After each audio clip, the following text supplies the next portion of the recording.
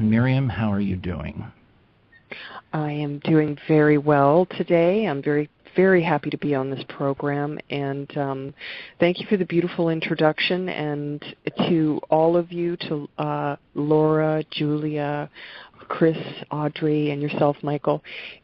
I feel like I'm sitting here with family already, just from the little interaction that we've already had. So thank you for having me. You're very welcome, and it's a very special night too, because we've had some problems technically, and then poor Miriam got sick, everybody, and then now's the time. This is coming together nicely. Miriam, tonight, everybody wants to talk about what's going on in the world and what kind of messages you've got to share, and what's life going to be like. Well, tonight I'm going to turn the focus around, and I want you to share with us your experiences, how you became Miriam Delicado, everything that inspired you and strengthened you and gave you courage to do what you do today. How did it all start, Miriam?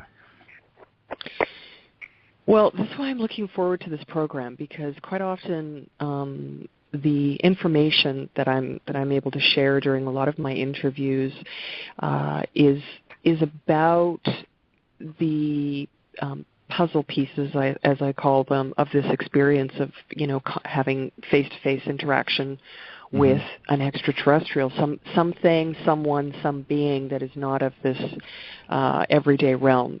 And in fact, what I'm most encouraged by is that we are all in this situation together in a way that this UFO, ET, contactee, abductee community, we're really all about being in a family.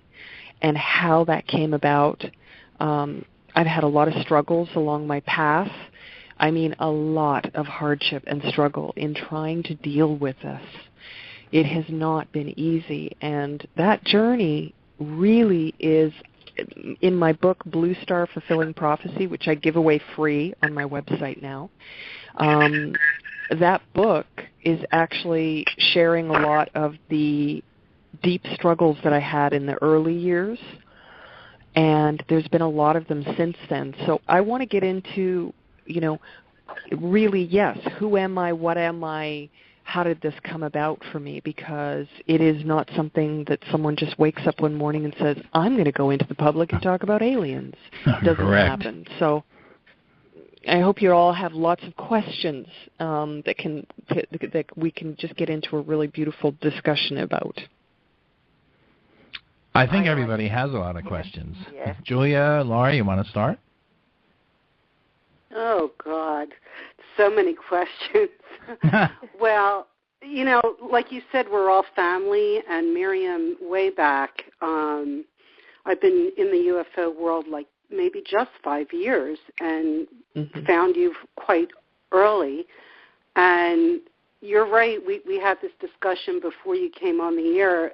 It's not about the nuts and bolts. Yeah, I saw a craft in the air, and it was round. It's not even about that anymore. It's about the spiritual connection and the movement towards this ascension that we're all feeling to a new dimension, and that we need to be caretakers of the earth. And this message, I'm a practicing Buddhist, and this message, when I would chant, resonated with me about having my own garden. This is the year I'm going to finally do it, and just all these things. And then when you're in the right path, you meet people that encourage you in that path. And I'm finding older friends are sipping away that have no dimension to them. They're just materialistic. And I'm now, befriended as a family in this Starborn support, and people like you, I'm running into that more and more. So do you find in your own life, that you've been led in an amazing way to this direction by the people you meet? Well, this is a good starting point. The experiences that I've had throughout my life have been a little bit otherworldly right from the very beginning. I was very connected to the plants and not the animals as much, but more to plant life, to the natural world. And I always viewed it with great awe and almost a sacredness to it, if I can say that. Mm-hmm. And as I was getting a little bit older, 9, 10 years old, I started having a lot more psychic experiences, being able to have visions of the future and visionary dreams, this kind of thing. So my whole life has been based on that. And I can clearly see back, even when I was a very young child, even as young as 6, 7, 8, 9, 10 years old, my view of who came across my path was always viewed with this presence of another being standing in front of me, quite literally. I remember looking at all of my friends and saying, because I had a very difficult childhood, and they'd say, "Don't you hate your life?" And I'd say, "No, because everything that happens in this life is giving me a gift of something. And everyone that is in my life gives me something, shares something with me." And so I recognized this at a very young age, and that shaped me as I moved through this process. And it's interesting because when I had my big face-to-face spiritual encounter in 1988 with tall, blonde-haired, blue-eyed extraterrestrials, when that happened, most of the people that were my friends, many of them I still know today. And then throughout this process, a lot of the people who have come across my path are still part of my path. Mm-hmm. Or if I've let them go, I let them go with such, I let them go in a way that just said, this person doesn't serve my purpose anymore. It doesn't serve the purpose of my spiritual growth and self. And that doesn't have to be done as an aggressive way, which I think a lot of people think they just have to cut people out of their life and they have to let them go. I don't agree with that. I agree that we have to let people go out of our lives at times with the recognition that they gifted us along the way, and that we can let them go with honor for what it is that they brought into our lives, whether it was good or bad, really. And a lot of these people, for example, in my life that I've had conflict with, because I'm just like everyone else, that's still, those people ended up coming back onto the path later when they evolved or when I evolved. And so this inner knowledge of having had a lot of abilities as far as ESP, extrasensory perception, as well as contact with, quote, extraterrestrials, has made me hyper-aware at this point in my life, at 47 years of age, that every single aspect of myself, every single aspect of others is a gift.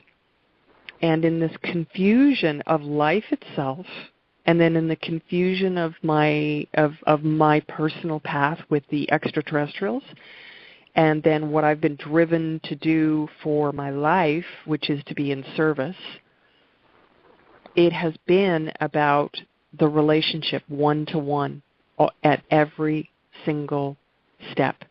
And that, I think, you touched on something by asking about the relationships from the very beginning, because in reality, and I was thinking about this the other day, actually, when I was speaking with someone, that every single relationship that I've had along the way has gifted me strength or knowledge or something else.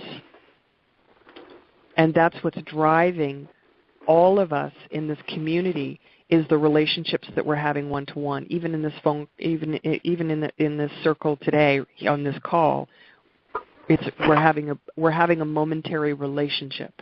Mm-hmm. What do we do with that? And that's where I base my life from now. Wow. Now the people that exit your life, they can come back in and go, come and go. Sometimes, I've found that some people that I've known a long time ago kind of come back for a while, then they disappear.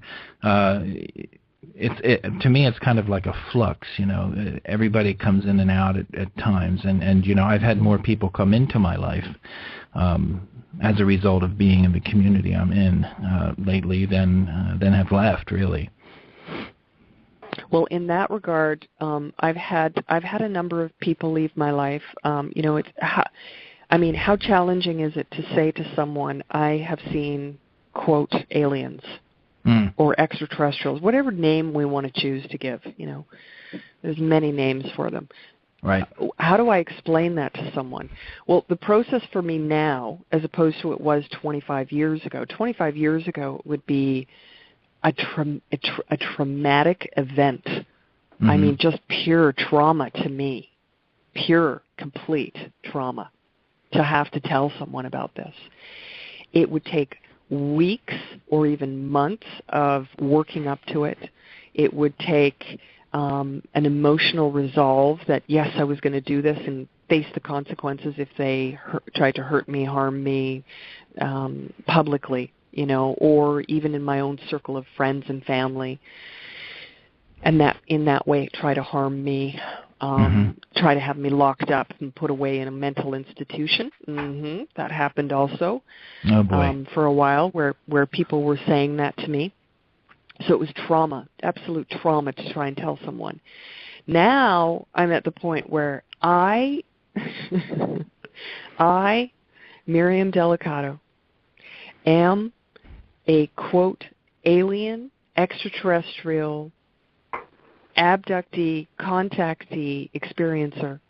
And I am very, very, very proud to say that I have these extraordinary experiences that shape my life to be the best human being that I can possibly be, to be in service, to be in seeking of higher knowledge, to seek a better understanding of myself, to seek a better understanding of God, the Creator, the source of all things.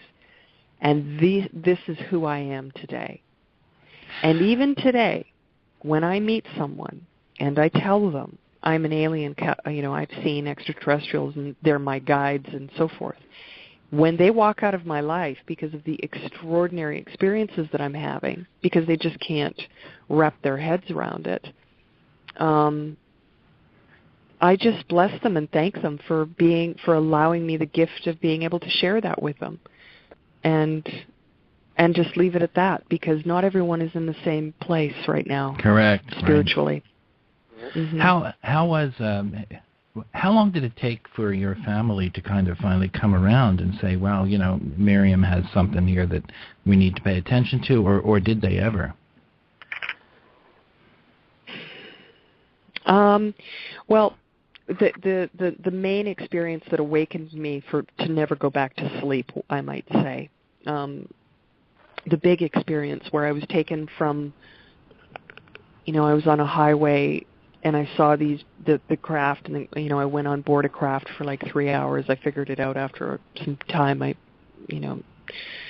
realized it was a 3-hour period, and I was there for 3 hours. That was in 1988. I think that in the next 2-year period, it was around that time, one by one, I would tell a family member, and both of my sisters do not remember this at all today. If you were to ask them, they'd say, I don't remember saying that. And my mother didn't just before she passed away either. I'll tell you what that is in a moment. My mother didn't remember either. But when I initially told them, all three of them said the exact same thing to me. They said, who are you? You are not my sister. And then my mother said, who are you? You are not my daughter. I don't know who you are. Wow. Now, why did they say that? That's the interesting part, is because after I walked off that craft, I was so completely, utterly, totally different. I even looked slightly different, I might add.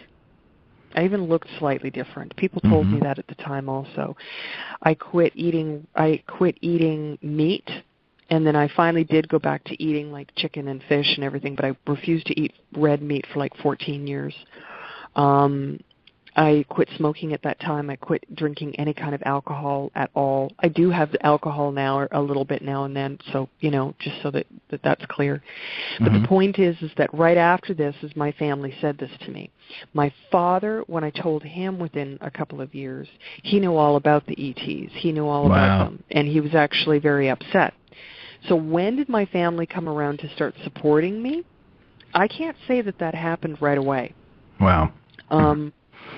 That took a long time. And I will say this also. It took a long time because I was traumatized over it. Yes, yeah. And it was not, people say to me, oh, I want to see them. I'm like, are you sure you want to see them? Right. Are you sure?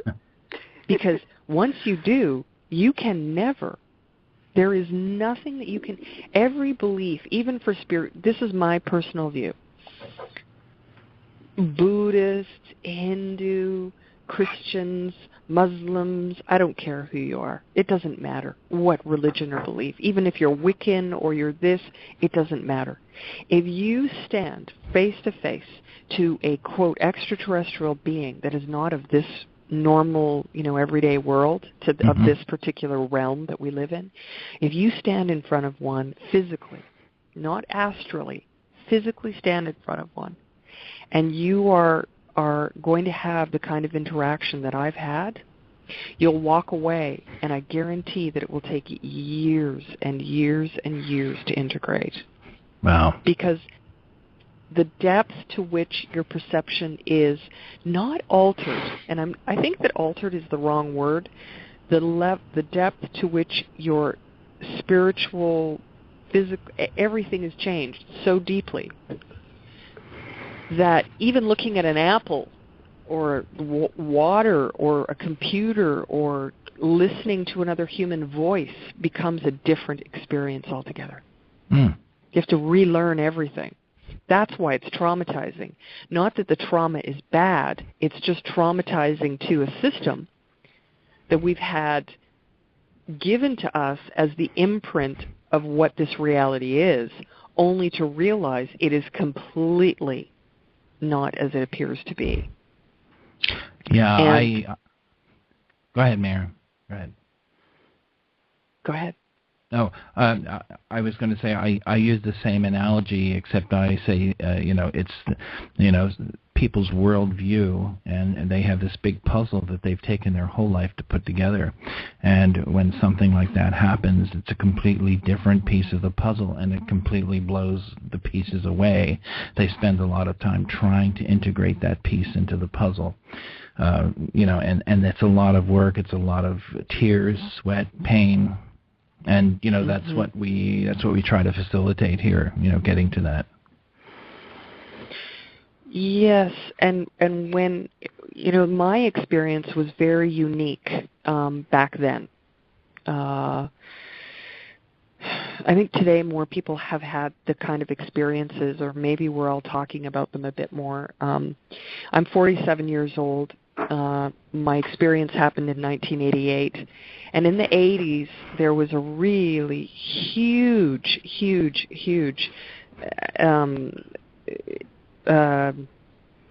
sorry, I have to think of the word here. There was a really big shift as far as this community, the UFO community, happened in the 80s, because a lot of people had really major contacts in the 80s. Major contacts took place in the 80s. And if we look into even the community of, who's out there in the community right now talking about ufology, and who's the researchers, the experiencers, the contactees, abductees, a lot of them are in this particular age bracket. And I don't believe that that's a coincidence. I think that is a very, very, I think it's another thing that we need to pay attention to. Because at the very beginning of this process, which was actually thousands of years ago, there have been mile markers. There have been markers along this path of integration of this knowledge onto the planet.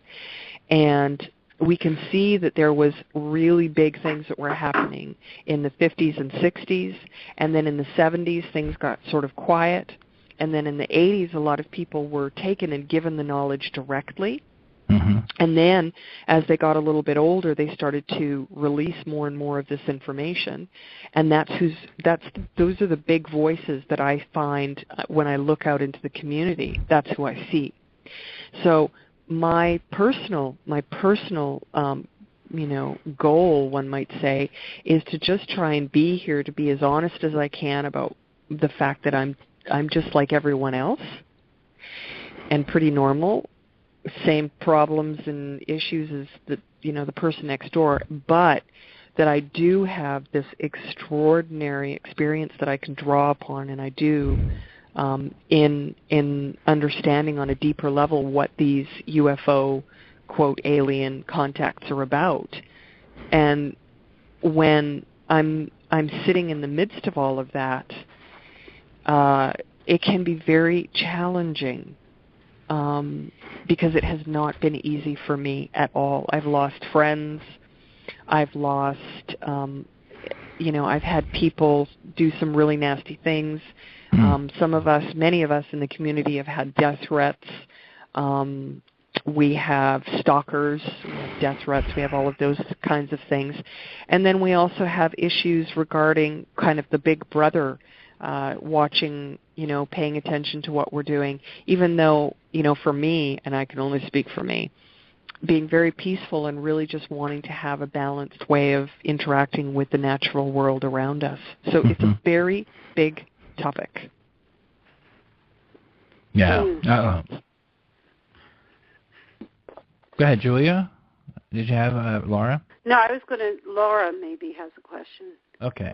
Yeah, go ahead, Laura. Actually, I have a lot of questions. Actually, you already touched on one of them, but maybe we could just dive a little deeper into Miriam. You said that it was really difficult to come out and really communicate with your family and friends, but over the years, how has that changed? Have more people opened up and listened, or are you finding that still it's pretty much closed and people don't want to listen, or is the opposite? I think when I first came out talking about this, to give some perspective on it, 25 years ago when I said that I saw an alien, and I say this quite often because I think it's a very, very powerful reminder to us as a whole, that in 1988, when I went from community to community, from different people, different groups, trying to find someone that knew what I had been through, Right. And I said to them, I saw an alien, or I tried to confide in a friend or something like that. Mm-hmm. They would literally look at me and say, "What is an alien?" No. Yeah. That was in 1988. That was 25 years ago. Now, what actually bothers me about this today is that now if I say that, this is kind of going a bit off the topic, and I'm going to bring it back to it. They kind of have a tendency to get a bit upset and say, well, we want disclosure, we want to know what's happening. And I'm like, and all I ever think is, do you realize that 25 years ago, if I said even alien, you wouldn't even know what it was? Right. We are in the process of disclosure. But how it has changed for me is interesting because, first of all, I don't feel that I have the need to tell anyone anymore. Somebody comes into my personal life, I look at them and I make a determination right away. Do I need to say something to this person or not? Yes or no. It's just that simple. And then if the answer is yes, then I just sit them down and I tell them. And if they walk out, I'm like, okay, fine, no problem. Mm-hmm. It's a detachment that I've almost, I used to be so traumatized by it because it was like people would have power over me then. Mm-hmm. They would be able to start telling everyone where I lived, and, maybe I couldn't get a job because of it, and maybe maybe someone over here would try and throw me into this, into a facility for, being crazy or something like that. Now it's like, okay, so this was my experience, and that's all I can share. And now I'm very comfortable. So the way that has changed has taken 25 years, and I know that in another, few years it's going to change even more because it's always changing and growing. But it was very difficult years ago to tell this to anyone, even in my earlier videos. Right. Boy, oh boy, oh boy. Even then, if all of them, I'm a crying, emotional mess. I'm a crying, emotional mess. Because I was saying to the world, I have faith and belief that my spiritual guidance, this is me saying this before I'd go into the interviews, I have faith and belief in my spiritual self. I have faith and belief in my spiritual guides, and I have faith and belief in these, quote, extraterrestrials guiding me, telling me that this is what needs to be done. I have faith and belief because I've seen and I get it and I understand that there's something far greater than just what I want, to go, to have this other kind of a life that's being programmed into us. So it was very hard for me because I was letting go of old paradigms that I'd been, that I grew up in.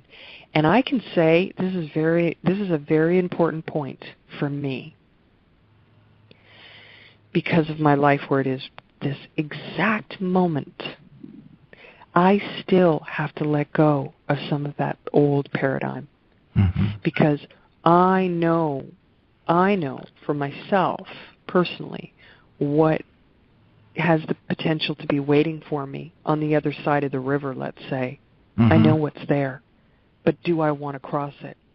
And that's the question that I think all contactees and abductees and experiences ask themselves. Do I want to cross that? Do I want to walk over to the other side? Wow. You don't really see much of a change in the way, I guess you see a change in the way people have responded to your experiences. At least you think it's become somewhat better and that people are beginning to open up their eyes and listen. Hey, Laura. Well, what I can... Can we hold that thought right there? We really have to go into a break, a 3-minute break. People, we are talking with Miriam Delicado. Please call in tonight at 646-716-8070 and get your chance to talk to Miriam. She's here, she's alive, and she's talking about her experiences. So please call in, and we will be back. Hold on, everybody. We'll be back in about 3 minutes so we can all stretch our legs. Okay, everybody, we're back here live with Miriam Delicado. Please call in and talk to us tonight at 646-716-8070. And remember, at 9:30, Pam Lafredo, our resident psychic, is going to join us to join the conversation and talk a little bit about what her thoughts are. And I think Miriam and Pam will hit it off.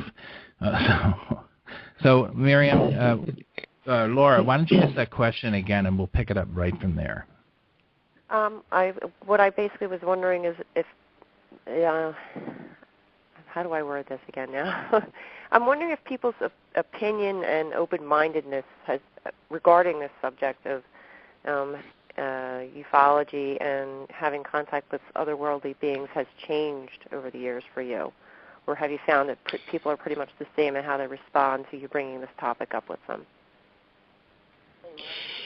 What I've found, this is an exceptionally important question, because what you're asking me is not, in my view, is not even about my experience, and it's not about my contacts and how people view my information. It's really about the entire planet. And the reason I say this is because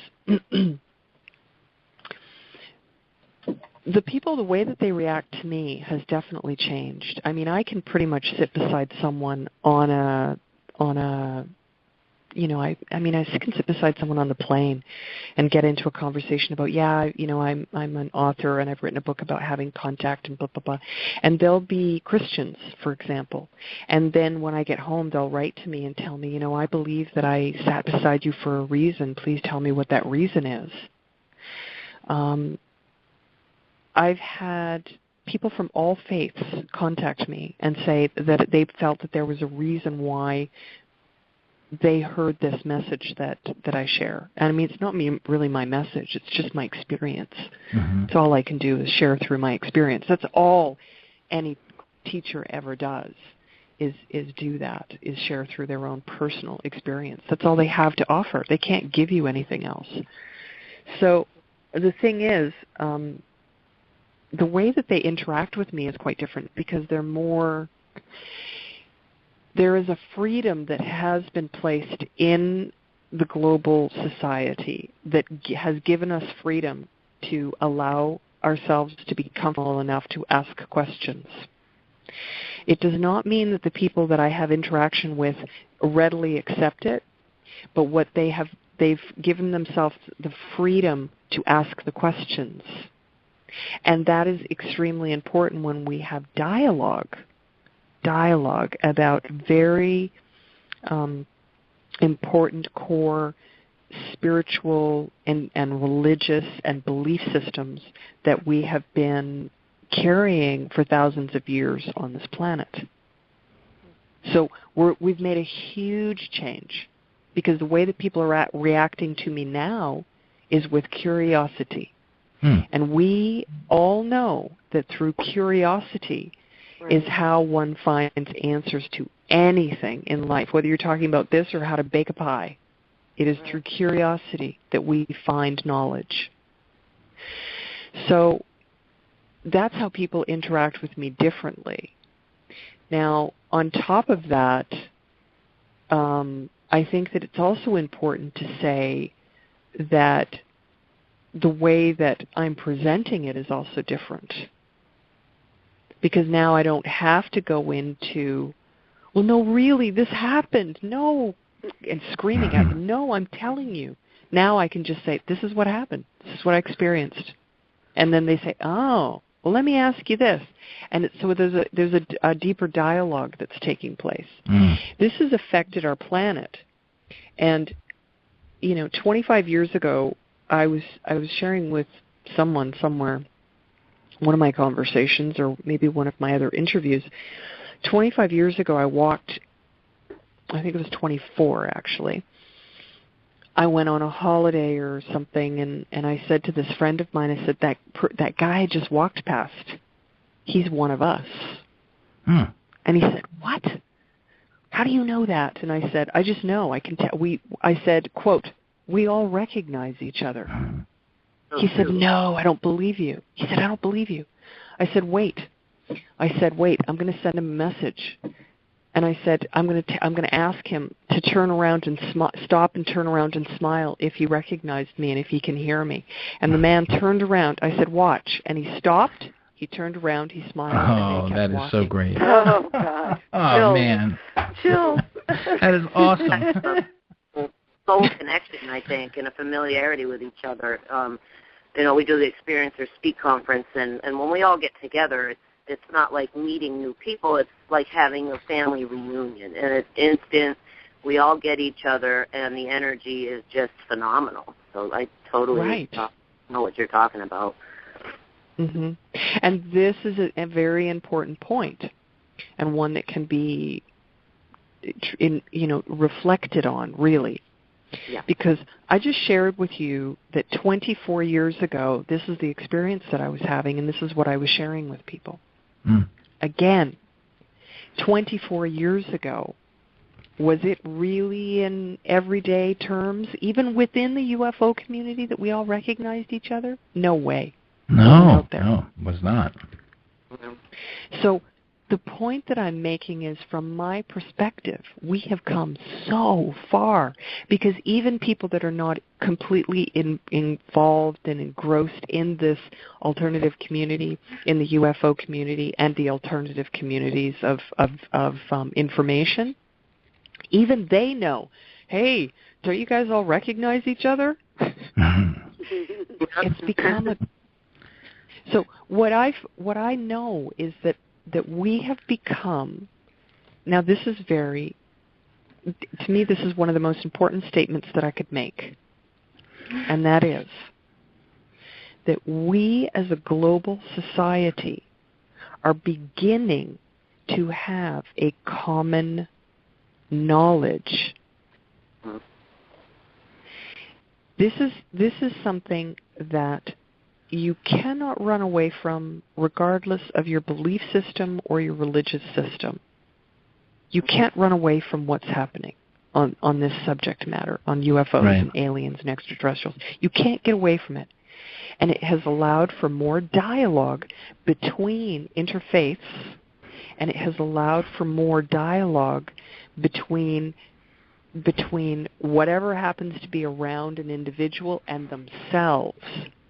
Because if there's one thing that this phenomenon does, is it makes us look at who we are as an individual. Mm-hmm. And that is how all of this has truly changed in the interaction and the relationship. I mean, I have to admit that years ago, I completely walked out of a few people's lives. I just left. I never said a word. I just left. Mm-hmm. And I didn't do it because I didn't love them and I didn't care for them and I didn't do anything. I did it because at that time, had they have been associated with me as I came out, they would have been ridiculed. And then their hardship would have been because of me. Mm-hmm. This way, they got to say, oh my God, I had no idea, and this person just walked out of my life.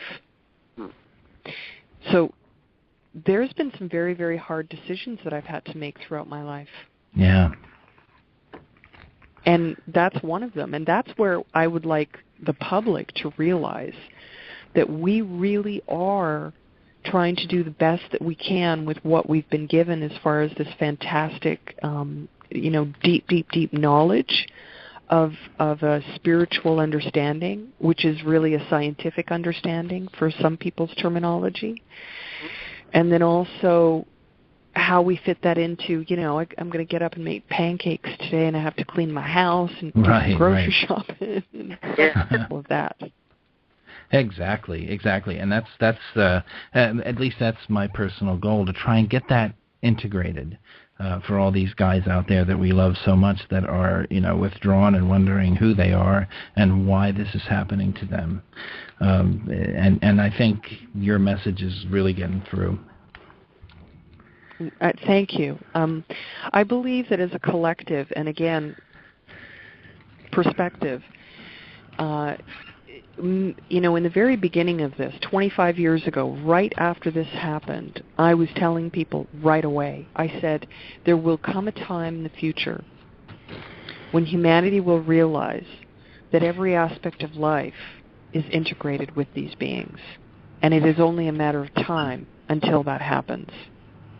And that is actually what is happening today. But it is happening, and this takes it into another path of conversation, because this takes it into a place where, yes, it is impacting our religious, spiritual, political, physical, mental, emotional,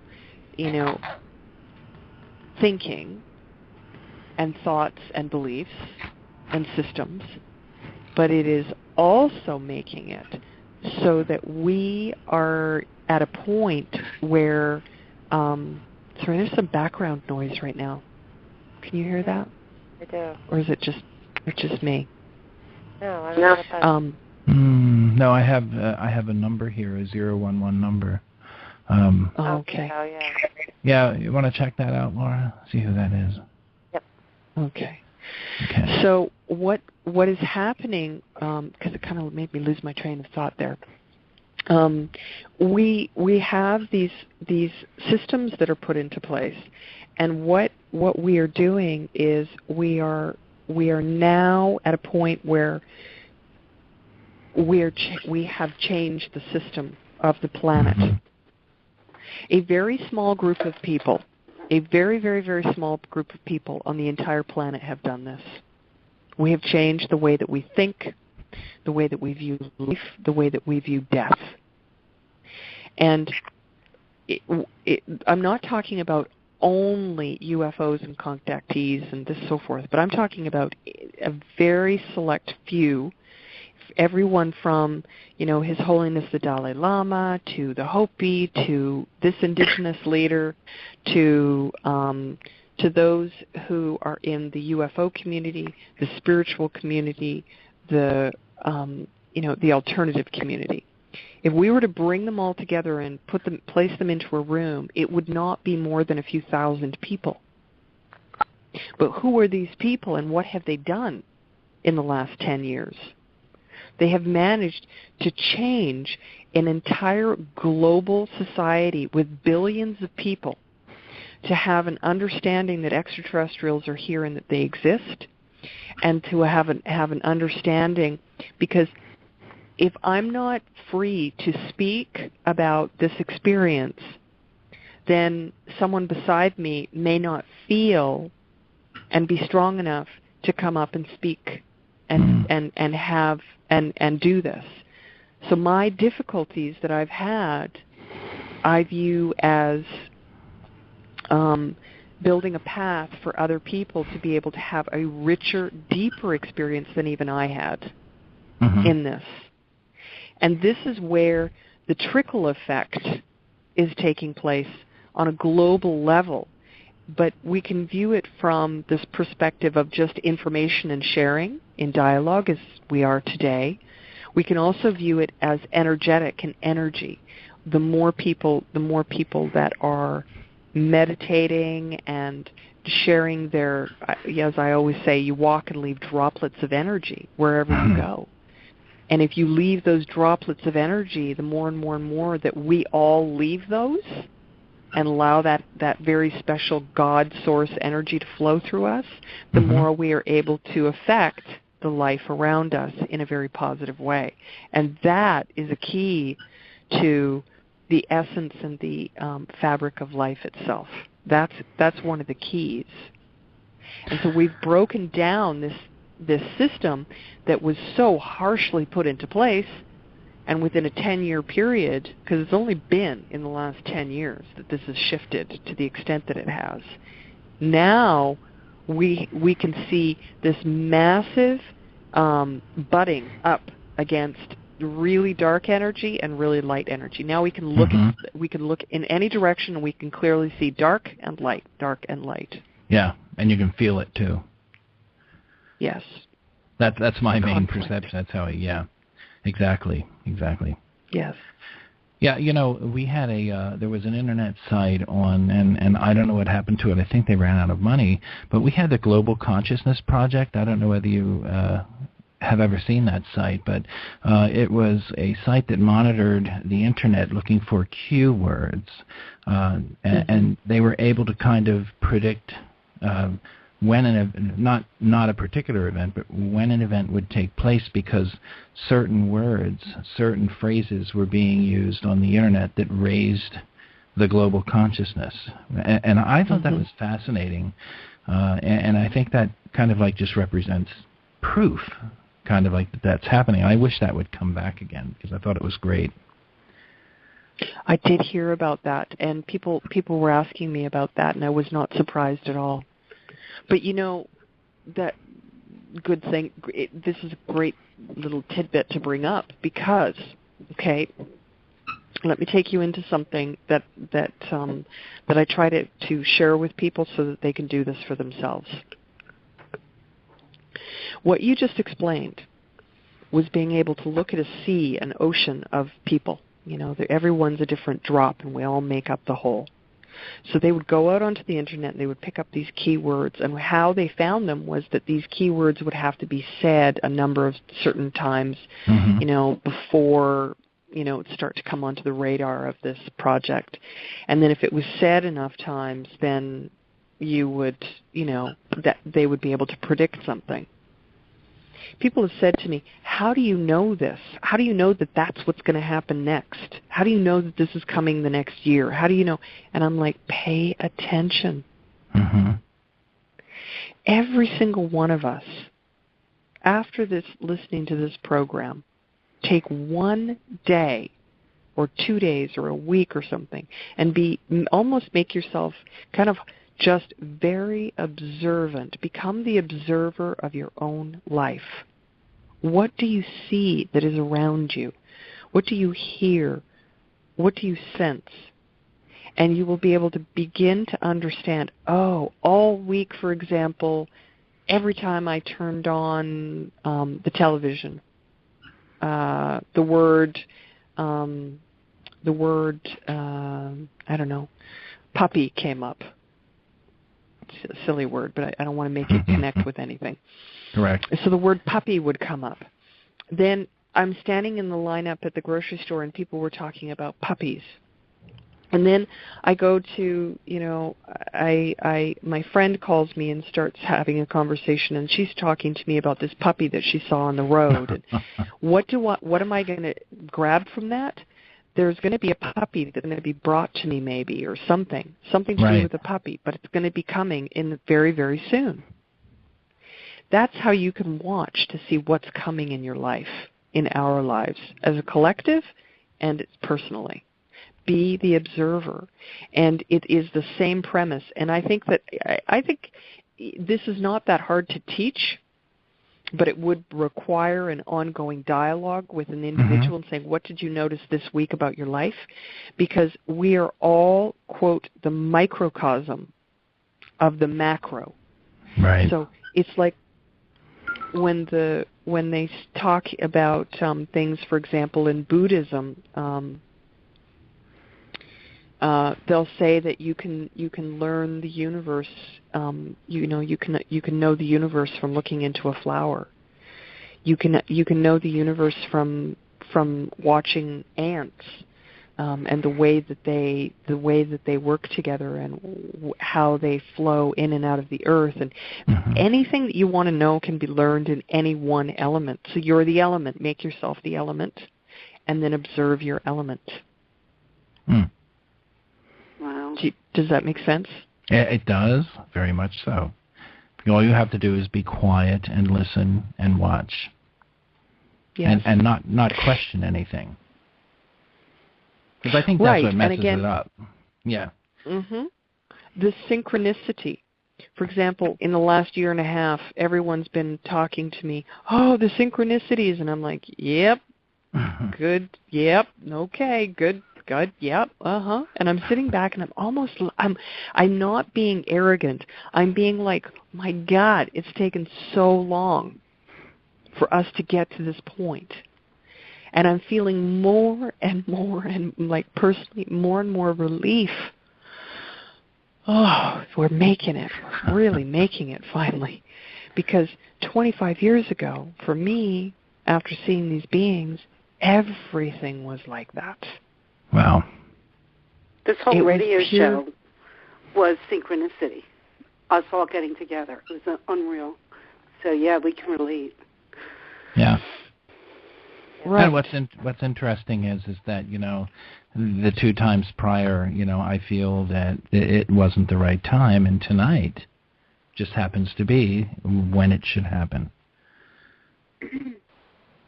Absolutely. Oh, I'm just looking at your, I just went to the blog talk on in the internet here, and I'm just looking at all of the guests that are in the little chat area, so I just want to say hello to everyone that's on there and say thank you for listening and being here with us. Yeah.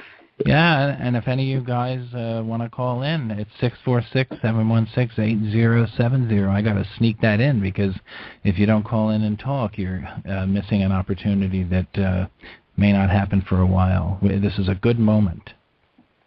Yes. Miriam, this is Audrey again, and I've got a question. You've been talking a lot about people's reactions when you first come forward and talking about your experience, and I was wondering, I know you work with the native tribes, and the Hopi are a wonderful tribe that I follow very closely, and we do a lot of research, and we do genealogy that goes back, and we try to find commonalities for contactees. And one of our main commonalities is there is some kind of a native bloodline. Now, when you first approached, say, the Hopis and other tribes that you've approached, can you tell me what their reactions were at first? This is very interesting because there's the truth and then there's perception. And the truth is, the perception is that I have contact with all these many, many, many, many tribes, which is not actually the case. So I want to say that. The truth is that I've had interaction with different, quote, traditional people along the way. I don't get into deep dialogue with them. I don't even sometimes get into any dialogue with them. There have been a couple of tribes that I have had those deeper dialogues with, and each one of them was exceptionally unique and very powerful. I mean, exceptionally powerful. But in fact, why was it strong? What made it? Why did it even happen? There's so many questions around that I think are relevant to this chat that we're having tonight and to our discussion about the essence of everything that we're talking about. The very reason for it is not even to really have a deeper understanding of the topic itself.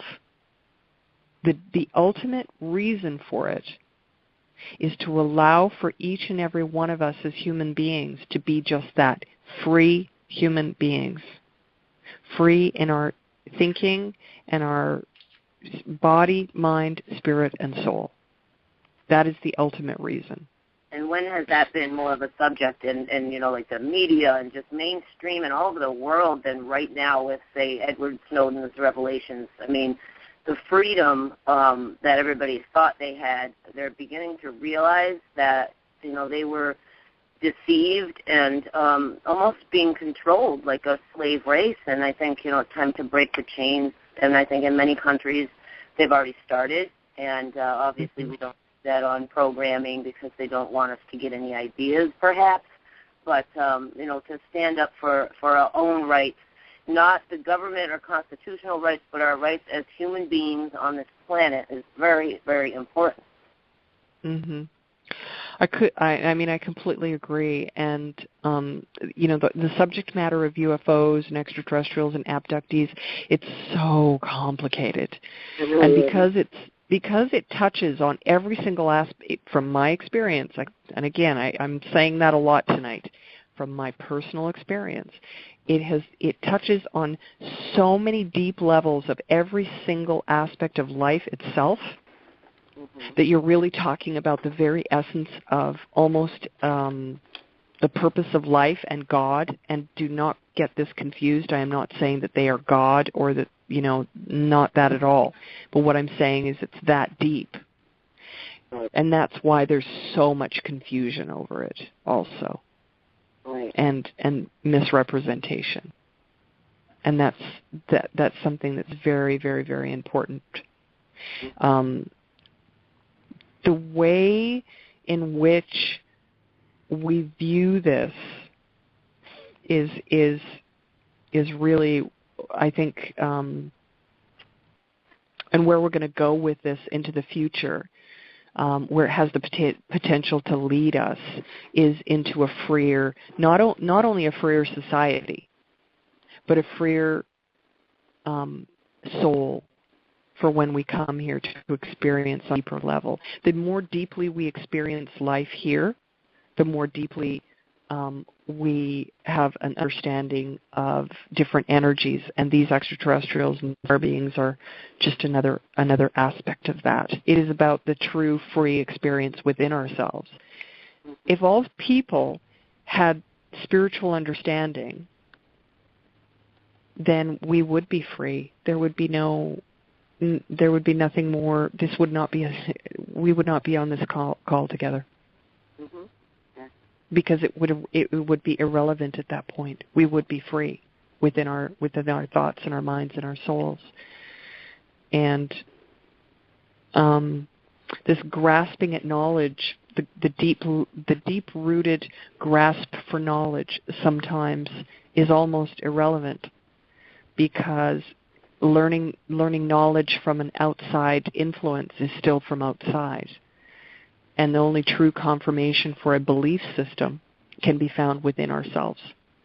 So I can share all I want about my extraterrestrial encounters and what they did and how they did, but they will never be relevant to another human being until they have some kind of a reference point in which they can begin to start their own personal journey into understanding. Miriam, I have a caller on the line. His name is Joe, and he wants to ask you a question. I'll bring him in. Super. Thank you. Hello, Joe. You're on the line with Miriam. Hi there, Miriam. Hello, Joe. Hey, first of all, I just wanted to say I really appreciate the things that I hear from you. I've heard you on a couple of shows, a couple of interviews, and I'm really impressed by the fact that you don't have what many would consider a formal education beyond what maybe your early high school years. And what I'm hearing each time I hear you speak is someone who's sharing wisdom that you've gained through your experiences in life, some of it from your interactions with these beings that you wrote about. And you leave me wanting to hear more always. So I just wanted to share that with you before I ask my question.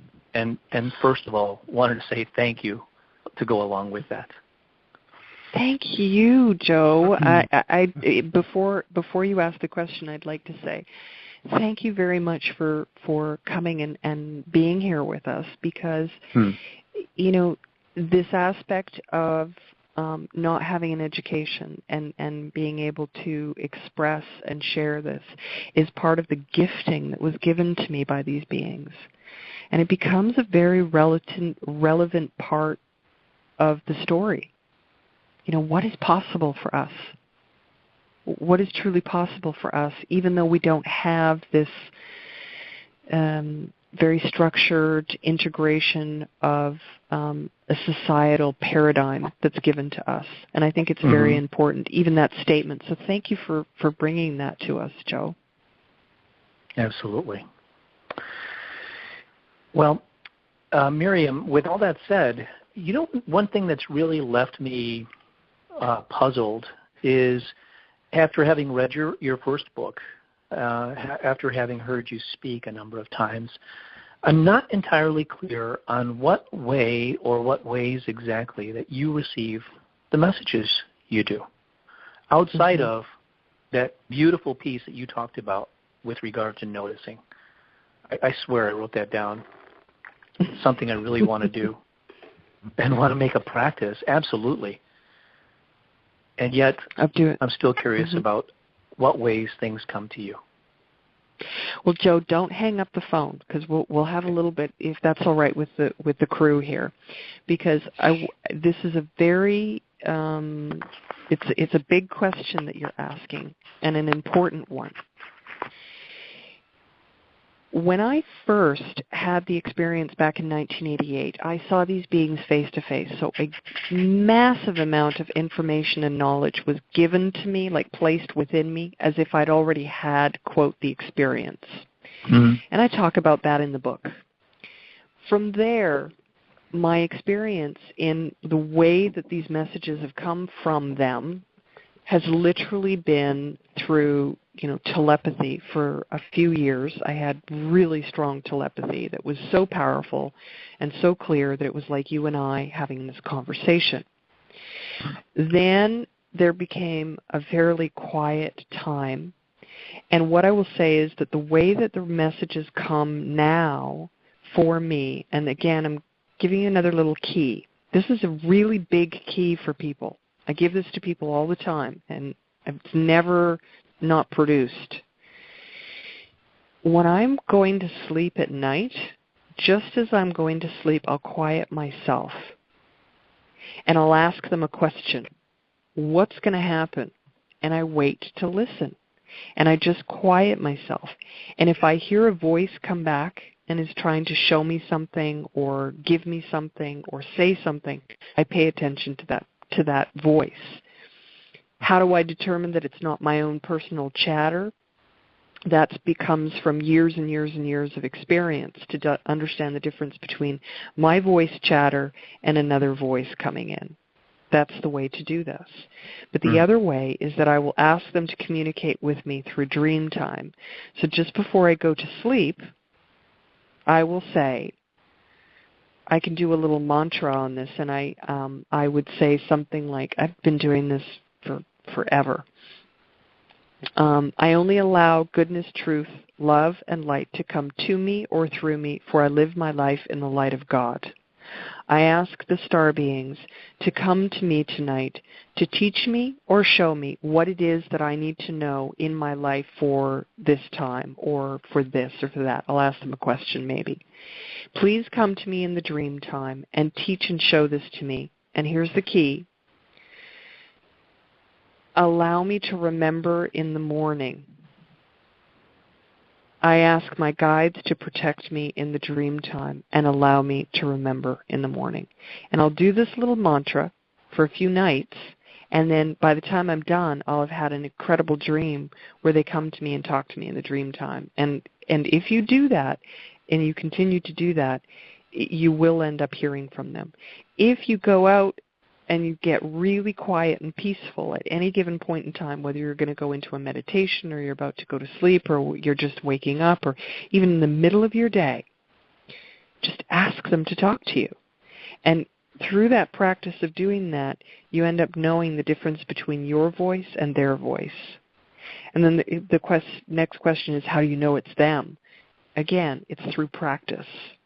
The other way that they'll come is that I'll have 4 people in a row call me and say the exact same thing. I see that as the voice of God. I don't see it as being them. I see it as being the voice of God. So in sharing that, Joe, how does that answer your question?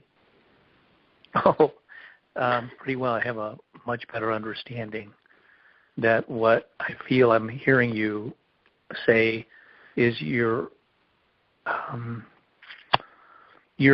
putting forth a request, and you're looking for it to come in the way you request for it to, or just to become aware of those synchronicities that you made reference to earlier as just 2 ways. I imagine there might even be others. There's many others, but those are the 2 primary ways that I suggest to people that they listen. To be able to have that deep connection and understanding.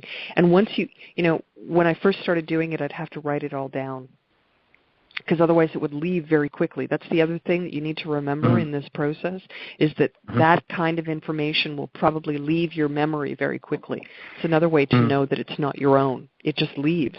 It comes and goes. So that's another key to be able to look at that. And I believe that in today's world, when we are delving deeper and deeper and deeper into these subject matters, it is more important to know and recognize what I would call the voice of God or the voice of these extraterrestrials or our guides or these things, these different aspects, angels, etc. And even devils, okay, if people want to say that. Yes, you have to be able to determine that as well. But we have to start somewhere, and that gives us a starting point. So I'm very honored and grateful that you came on and spent a couple minutes with us, Joe. Thank you so much. Thank you, Joe. Thing. Happy to do it.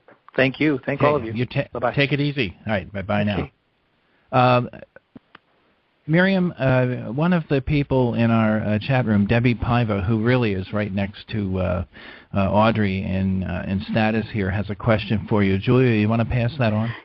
Yeah, I've been working in the chat room, so I do want to comment that Debbie made a comment for Joe that he could do research on the CE5 for safe ways to approach meditation. They can teach you meditation for contact, and I actually do it myself, and I have received certain messages for my life and seen ships And so CE5 is a way he can, if he wants to learn how to do meditation, there is websites we can give him later. And the question Debbie has was, did Miriam do any research or meet anyone working on the Holy Grail bloodlines in association with abductions?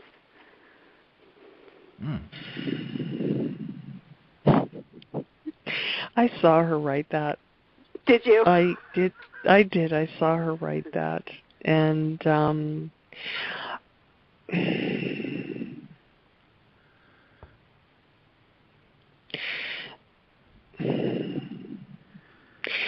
that's a tough one. I have not. Yeah, that's a tough one because I have to. I don't research anything. Let me say that. I don't research anything. I might look somebody up to kind of figure out who they are or what they're doing. I don't read people's books, and I don't do research. I do not do research on anything. I do that for myself only because I find that it helps to keep me clear. It's like doing a healing on someone. If I'm going to do a healing on someone, I don't want them to speak to me. I don't want to know anything. If they start talking to me about every single last thing, I'll be just like, yeah, that was pointless. Talk to you later, because I can't do it. The less information I have on someone, actually, the clearer that I can be. So anyway, I don't research anything, but there are certain things about that particular bloodline that I do know that are very, very interesting in relation to the, quote, UFO phenomenon. What I will say on that is that not through, quote, the Holy Grail bloodlines and associated with abductees, I will give a different, a little bit of information, and then this may give some feedback in what she's looking for. In the beginning of humanity being created, and yes, we were physically created. We had to come from somewhere. We didn't always look like this. Humanity is evolving. We're taller, or we're shorter, or we're bigger, or we have more hair or less hair, whatever that is in the different groups and races of people on the planet. We are evolving. And so in the beginning of humanity, of a human being created, we were created to have different, quote, DNA thread bloodlines, let's say, DNA threads. And there was like 4 or 5 different threads of this DNA that went out onto the planet. And each thread was slightly different to one another. And each one of them bore certain markers within the DNA itself, and these different DNA threads that went out are being monitored by the extraterrestrials. Yes, and they are also still to this day being genetically changed as we go along in the progression of and progress in our evolutionary state. The reason that they are doing this is not to block us. I have never once met an abductee or contactee that wasn't completely made more aware of what it is that's going on in our world and going on with them spiritually, physically, emotionally, and mentally, and had a deeper understanding of what the truth really is of our paradigm that we've created in our different countries and communities and a global society. Not one has been thrown back into oblivion. Every single one of them has been awakened. So the idea that we're being taken in order to stop us from evolving is absolutely ludicrous. Yeah. So that argument to me, I won't even have that argument because it's sheer stupidity to me.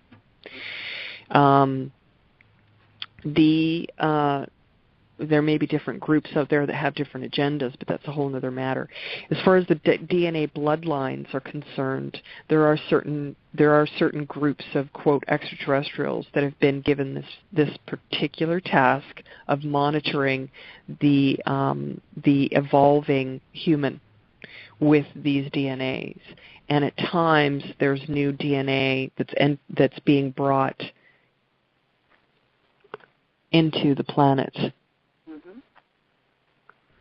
So this is part of course, there are different bloodlines, and this has very much become a topic of interest for people in respect to who's running our society, who's running our, who's looking after our food, who's in our politics, who's in our religious states, who's in this, where this is all coming from. So blood and DNA and bloodlines has become more of a topic, and rightfully so. So I think that may have answered at least part of the question. That's fascinating, really. Can you ask Debbie if that did the job? Just type it in there. See if she's going to write that. Yeah. Anyway, while we're waiting for that, I wanted to ask you a question about your feelings about this mass desire for disclosure. In my opinion, disclosure happens every day. Disclosure happens, when we talk amongst each other. It's very obvious. I guess maybe that's, something that, people in the community, UFO community, have learned. But then you have the people out there that are banging their fists saying, we want disclosure, we want to know. My answer would be, it's right there in front of you. What do you think about that? I think that we have to. I think that we all. Everyone needs to. This takes me into the topic of language, especially in this field. We need to be hyper aware of the language that we use at times, because disclosure could mean anything. What do you want it disclosed, that there were aliens in Roswell? Who do you want to disclose that? Do you want it disclosed that I was on board a craft? Who do you want to disclose that? In what format of disclosure are you looking for? What is the purpose of the disclosure? I think that that's the bigger question. What is the purpose of the disclosure? Why do you want it? And from whom do you want it? And in what format do you want it? Because I'm giving you disclosure. Correct. We, on this call, are sharing disclosure. There are extraterrestrials out there. We've had experiences. We've seen them, talked to them, touched them, interacted with them, have very negative experiences with them, as well as very positive experiences with them. We have a whole lot of knowledge on the subject matter. What is disclosure? Disclosure is something that's coming and has been coming for the last, since Roswell, really. But did we not already know about, quote, extraterrestrials thousands of years ago because of all of the rock art that's all over the planet from the ancient people of, the indigenous? Right. Did we not already know this once? So the question of disclosure is something where I have the greatest respect for Stephen Bassett, for example. I always have, because the level of work that he and commitment that he has put forward in this community, I always thank him, because he has been a trailblazer for many of us. And he is bringing to a larger and larger and larger and larger audience that this is part of our paradigm. This is part of our, who and what we are. But that doesn't mean that, he's asking for disclosure from governments. Right. And I think that my question, what I would state is, and they say, what's going on? I think that it's more like, what's the government doing with them? I know what I'm doing with them. But what's the government doing with them? What part is of that interaction are we all, including myself, not aware of? Right. So disclosure is on many fronts. And I think that in the contactee, abductee world, disclosure is already happening from our experiences. Right. Then we have to look at how is the disclosure from a governmental standpoint going to influence or change or modify what we are currently experiencing or viewing or seeing or living. Yeah. Does that make sense? Yeah, it does make sense because I'm working with abductees. I'm working with a few now for PTSD, and there is government or supposed government interaction, and trying to understand why or how to deal with that is a big question that I usually try and figure out on my own. Well, I try. I mean, I had to figure that out on my own as well, and Mm-hmm. this is why a lot of people go into wanting to really learn and understand and connect with this topic, and then they bounce back out of the community at some point and saying, "Whoa, that was too crazy. What was that? I don't understand that at all," because we're all speculating. And when we speculate, we lose track of what real truth is. But Mm-hmm. real truth can only be found in the experience and not through anything else. So we have to remember that, again, just giving an analogy, if you come from, if you're taken out of the rainforest in South America, and you're drugged, you're knocked out and you're drugged, and you're brought to a hospital in North America. You're slapped onto a table. They crack your chest open because you need a pacemaker put onto your heart. You wake up halfway through the procedure because they're trying to save your life, and you see your chest cracked open and these bunch of doctors sitting there. Mm-hmm. Would you ever be able to understand what happened to you? No. Yeah, you wouldn't, right, exactly. You don't know. So I always have the view that these experiences, although not all of them, because some of them are just horrific, and there's no excuse for it. I mean, I just don't see that. But some of these experiences we have to view very carefully. We have to be very careful with what it is that we think that we're viewing or making judgment or explanation on when we don't Mm-hmm. have all of the facts. We have to be very careful with that. And there are very, very, very negative, quote, ET experiences, like there are, and some of them are rather nightmarish. And we have to also take those into consideration. So it's like saying, just because you're a human being and you walk up to me, do I say, "Oh, you're beautiful, oh, I love you, you're so full of love," and because you're human? No. I say, "Who are you? What are you doing here? What's your story? What's your history? Tell me. Share with me. I want to know who you are." There should be no assumptions made. And I make this clear. Just because I talk about the tall, blonde-haired, blue-eyed extraterrestrials does not mean that because the next person meets one that they are going to be perfect and beautiful and full of love and light and everything else that I may talk about. Mm-hmm. We have to view from the perspective of who do you have standing in front of you? Who is it? What group? What individual? What is their history? Why are they standing in front of you? It's a very, very dangerous part of our community. Yeah, and especially when you're trying to help someone and you're not really sure of exactly what their experience is or their involvement. You have to really try to pull it out of them in order for you, or for me actually, to kind of put the puzzle together. That's difficult. It really is difficult. Can I say something that's coming to mind? I had a conversation with someone last week. Please, and yes. We said something. We were having this big discussion, kind of about about how oh God, I have to try to remember this. It's very important. We were talking about the community and myself and the whole thing. She's a good friend of mine, and I was saying I am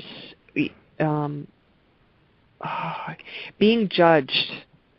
I said, I'm not, some people in the community really don't like me. I mean, they just hate me. And a lot of people think that I'm extremely arrogant. And I appreciate that. Mm-hmm.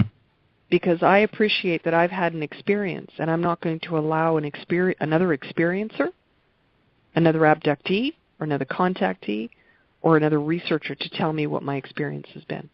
Mm-hmm. You will not do that to me. I won't allow it.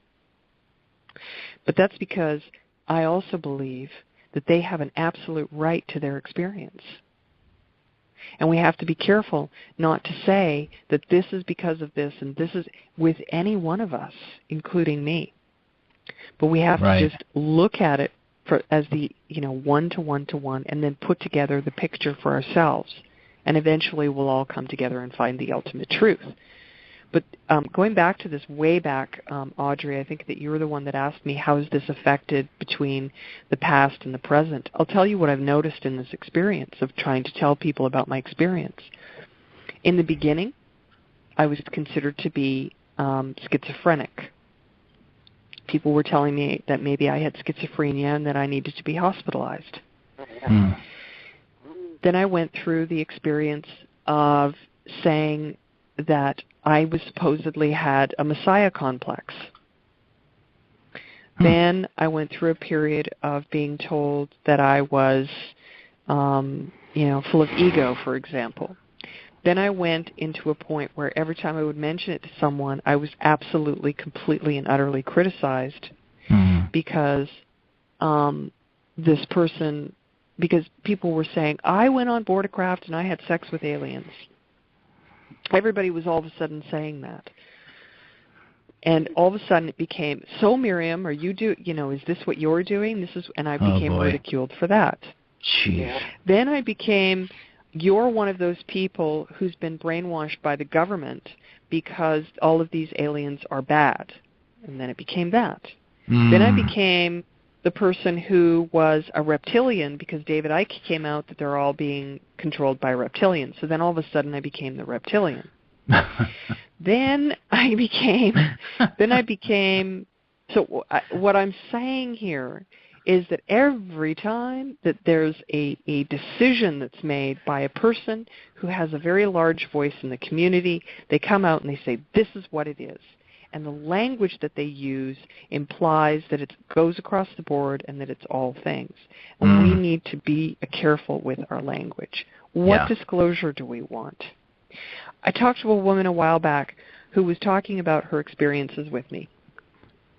And she's going, we talked for like 2 hours, blah, on and on and on. And she chatted with me, and she was sharing all these things, and bless her heart, But I finally said to her, look, you have talked to me for 2 hours. I cannot figure out anything that you're saying to me. Are you talking about spirit, that this happened to you through spirit? Meaning visionary, dream time or, meditational time or through those synchronicities? What are you talking about? Are you talking about you had a physical experience with this person or that person? What did you experience? Or this is your personal belief. I said, I can't figure out heads or tails out of what you're talking about. She said, well, they're all one. I said, sure, they're all one, but guess what? We're living in this paradigm, and until you start talking to people so that they understand which part of this reality, which part you're talking about, expressing, no one is going to understand what you're saying. So we in this community have in my view, and this is a very strong, this is a very strong point for me, because even with my friend, we kind of got into it, and I said, I'm sick of being told I'm tired of being told that I'm this, that, or the other thing, and as soon as I say no to someone, I'm all of a sudden arrogant, Now I'm arrogant because I said no to the researcher. That's not what I believe that is. I said, we have to get into dialogue. We need to get into dialogue. And that's where we find the ultimate truth. And I believe in this community that's where we're heading. That's more and more and more of where we're heading, is into more dialogue, and I love it. So it's becoming more of an important issue to be respectful in recognizing that there are all of these different aspects. But I've gone through the gamut. So talking about how hard this has been, it's been hard on my family. It's been really hard on my family. My father was very proud of me for coming forward. My mother was my family's proud of me, but it doesn't mean that they want necessarily to have all of that attention themselves, because they've also seen the difficulties that I've had as a result of it. It's been really tough. Yeah. So. Well. It's a tough journey. It is a battle, and it's a battle with yourself. It's a battle with everybody around you, and I think that's part of it, though, because I was the same at first, just terrified and trauma, and ran from it, self-destruct mode, and eventually once I had a near-death experience and was saved by one of these beings, and I started to have a little more contact and a little more enlightenment, and it was like I really did die that day and came back, and I came back with a new understanding and a new outlook on life, and I think that many people that are fighting this battle, and Michael, you're working with a few, like you just said, that are still experiencing this trauma, it is possible to overcome it. So, Miriam, you're a great example of that, and it's awesome that we've had you tonight. You've been wonderful. Thank you. I'm going to bring Pam in. Pam Lafredo is our resident psychic. She's going to join us in the conversation. Pam, how are you? I'm good. How are you, Michael? Miriam, this is Pam Lafredo. Oh, hello, Pam. It's very nice to meet you, and I sent you a virtual big hug. We've been trying to do this for the last few months, and it just hasn't happened till tonight. So I've been listening to the show, and I have a couple of comments about a couple of things you said. Because I told Michael earlier today, I said I have a feeling I'm going to resonate to a lot of what she talks about. And pick out, various things here and there, disclosure for one. I know that somebody brought up Edward Snowden before and Revelations. I think it was Audrey. I was talking about that last radio show. And I absolutely believe that Edward Snowden has UFO information. Yeah, definitely. The company... How disclosure is going to come. It could come through his information leaked through some other world leader. Who knows? Don't know. But this is the year of Revelations. That's what I've been told. And yes, it is. Out already. We've had people coming forward, like Bradley Manning and what's the other one's name I was talking about the other day? Julian Assange. Yeah. Right, people right. Yeah. Several years have been coming forward, and of course we know what's happening to all of them.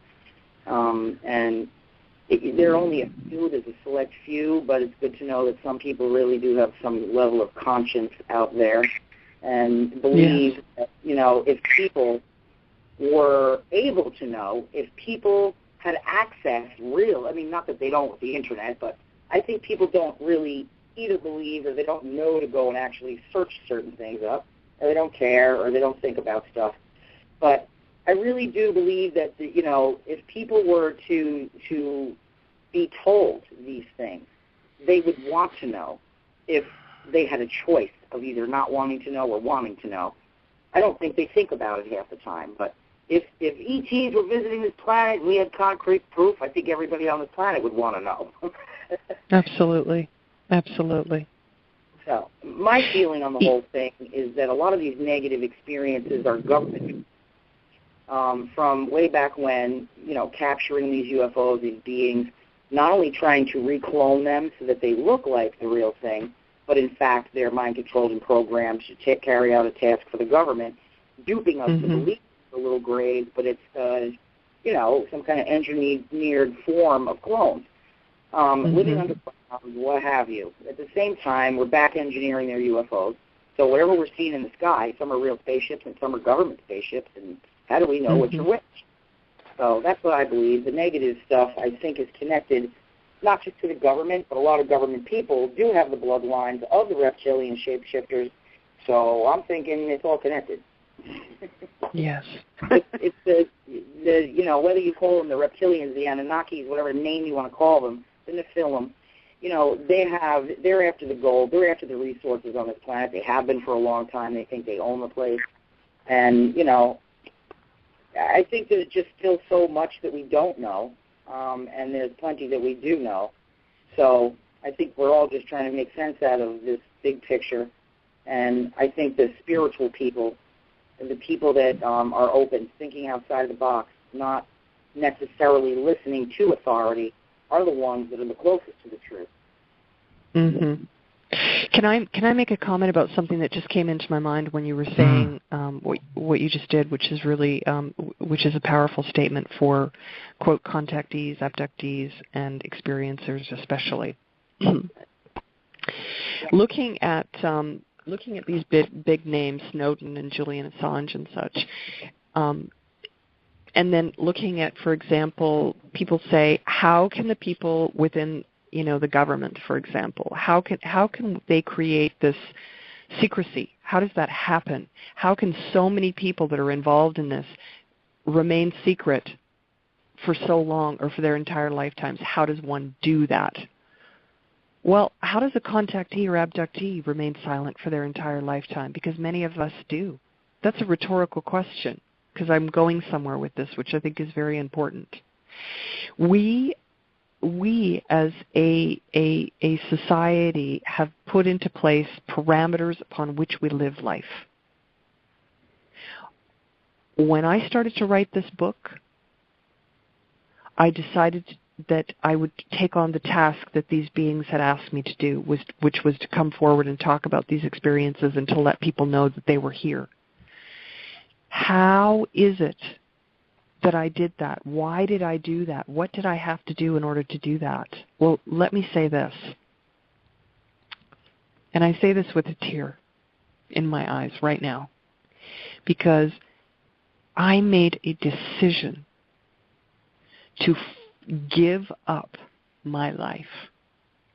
I hear you. I gave my life away the day that I released this book and came forward. I relinquished all, quote, personal, I gave away all personal and egotistical and control of my life, and I handed it into, in my terms, I gave my life to Creator. I gave my life to God, because I recognized that there was something far more important than my physical being, more important than my own even individual spiritual being, and that was the freedom of humanity in itself and the freedom of our spiritual selves.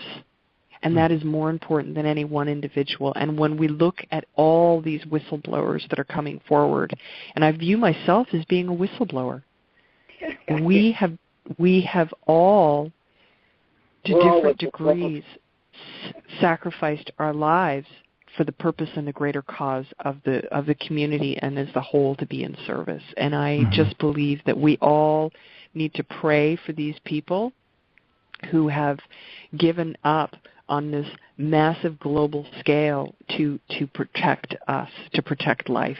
And I thank them for that. Very much so. That, dear, I've gotten a lot of shit just like you talked about earlier. And I'm talking about names, nasty names I've been called over the years, tree-hugging, traitor, this, that, everything under the sun. And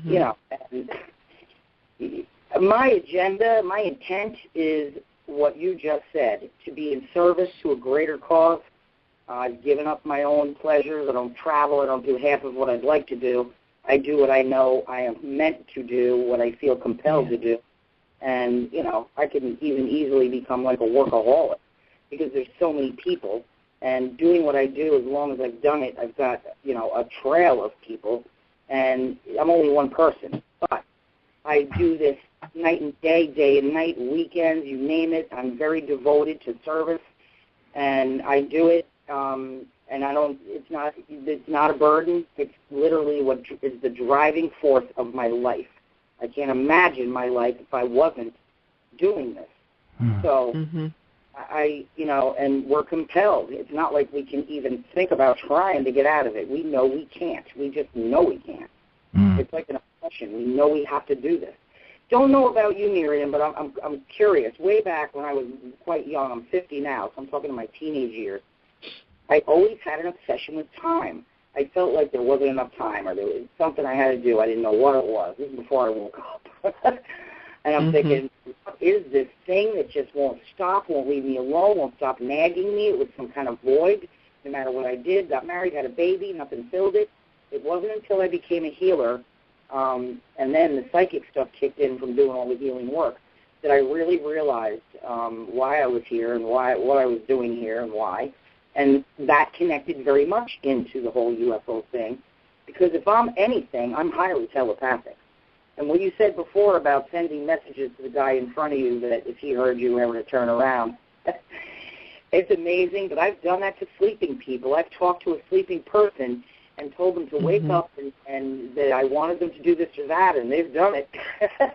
There's one stories around that I could tell of sending somebody a message and having them receive it and respond to it.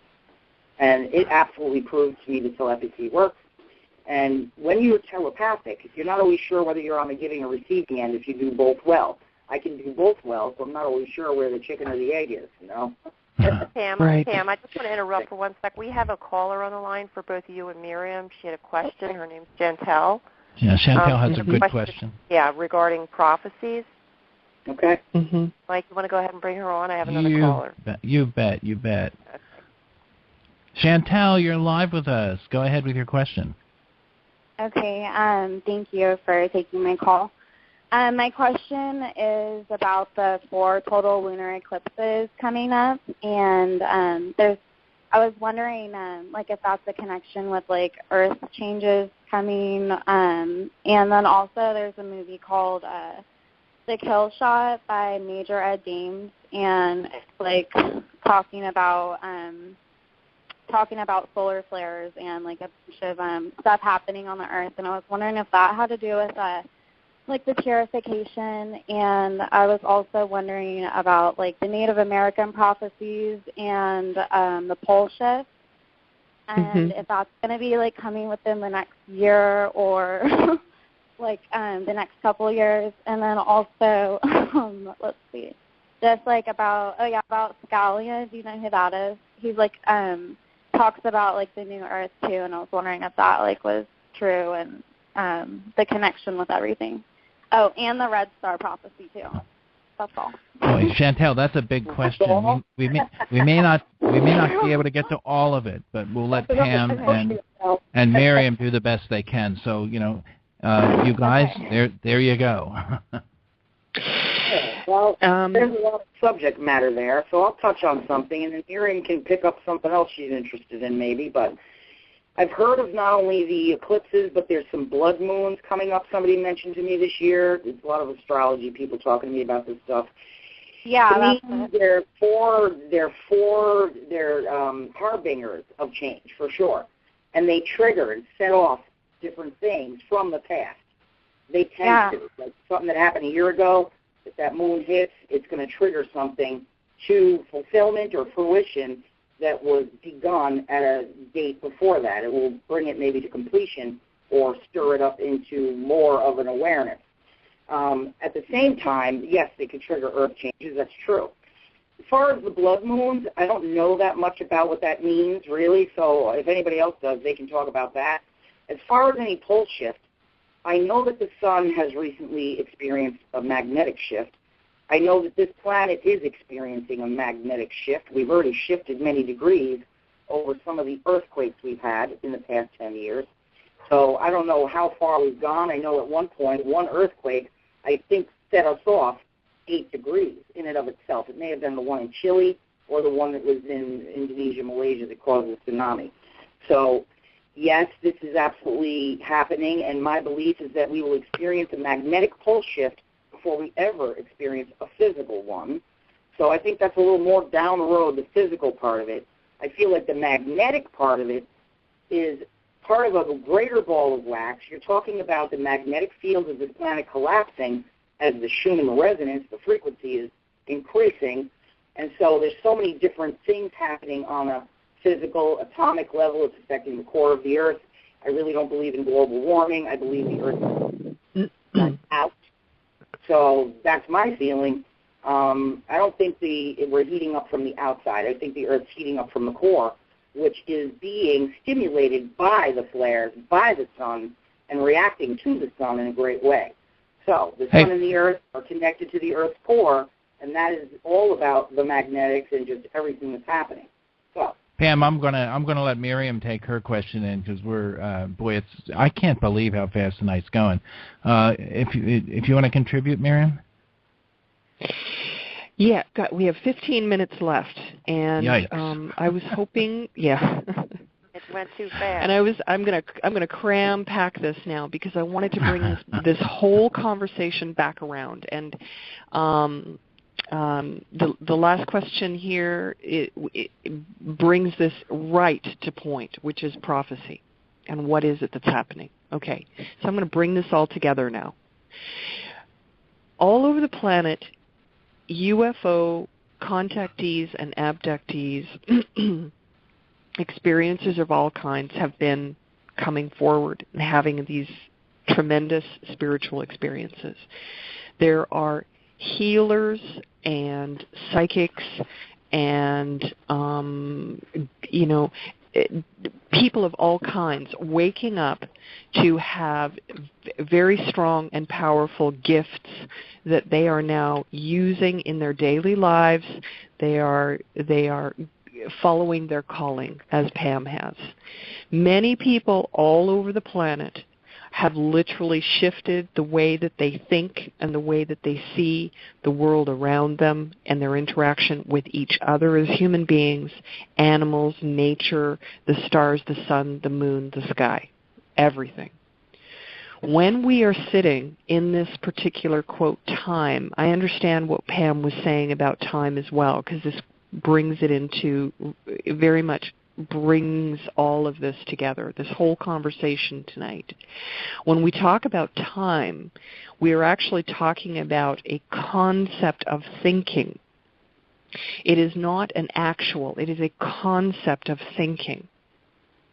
Time has sped up, or has it? Did we speed it up because of the way that we perceive time, or did it actually speed up? It's a question. What I noticed just recently that when I watch a little video clip, that video clip is for 2 minutes. Or 5 minutes, if I watch it and I do not look at how long I have watched it for, it feels like it's been like 2 seconds, boom, and it's done.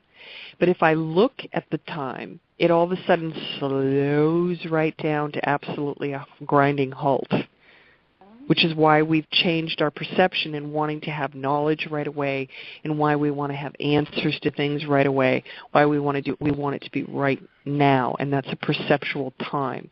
Now, prophecies have been laid out all over the planet from indigenous people all over in every direction, and these caretakers of our earth, the original caretakers of our earth, these knowledge keepers of our earth, all over the planet with different indigenous groups and people and individuals who have been carrying for generations and generations and generations this sacred knowledge, have had prophecies that give them, quote, timelines of where we are on the spiritual path, and whether or not at particular moments there's going to be forks in the road for different paths that we can take. That's what a prophecy is.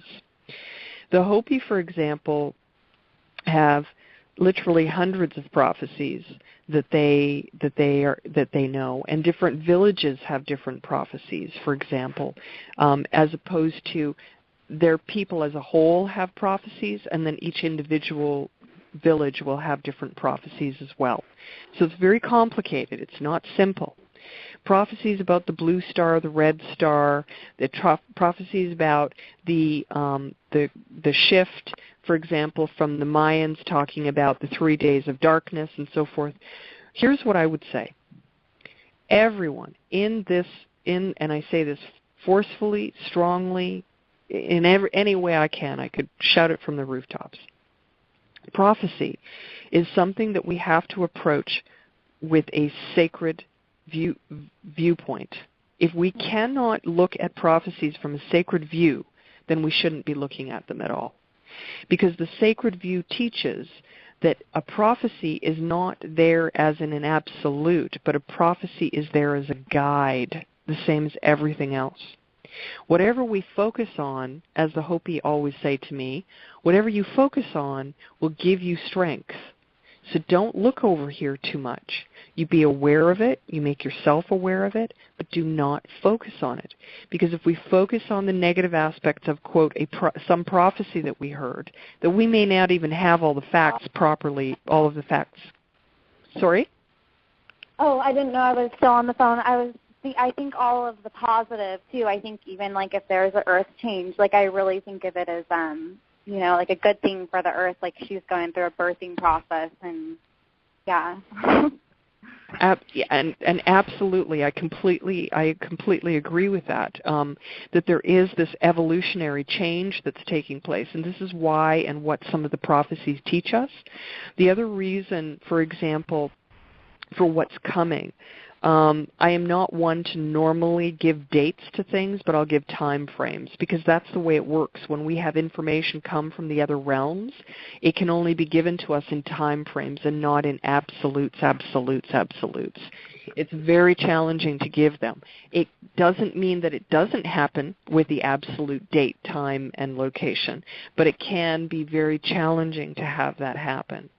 So in respect to what it is that's coming, what I know, because I've been experiencing it and because it's being proven to me as fact, what I know for myself is that, and what I'm being told right now by the beings, is that this coming year of 2014 is going to be about exactly what Pam said.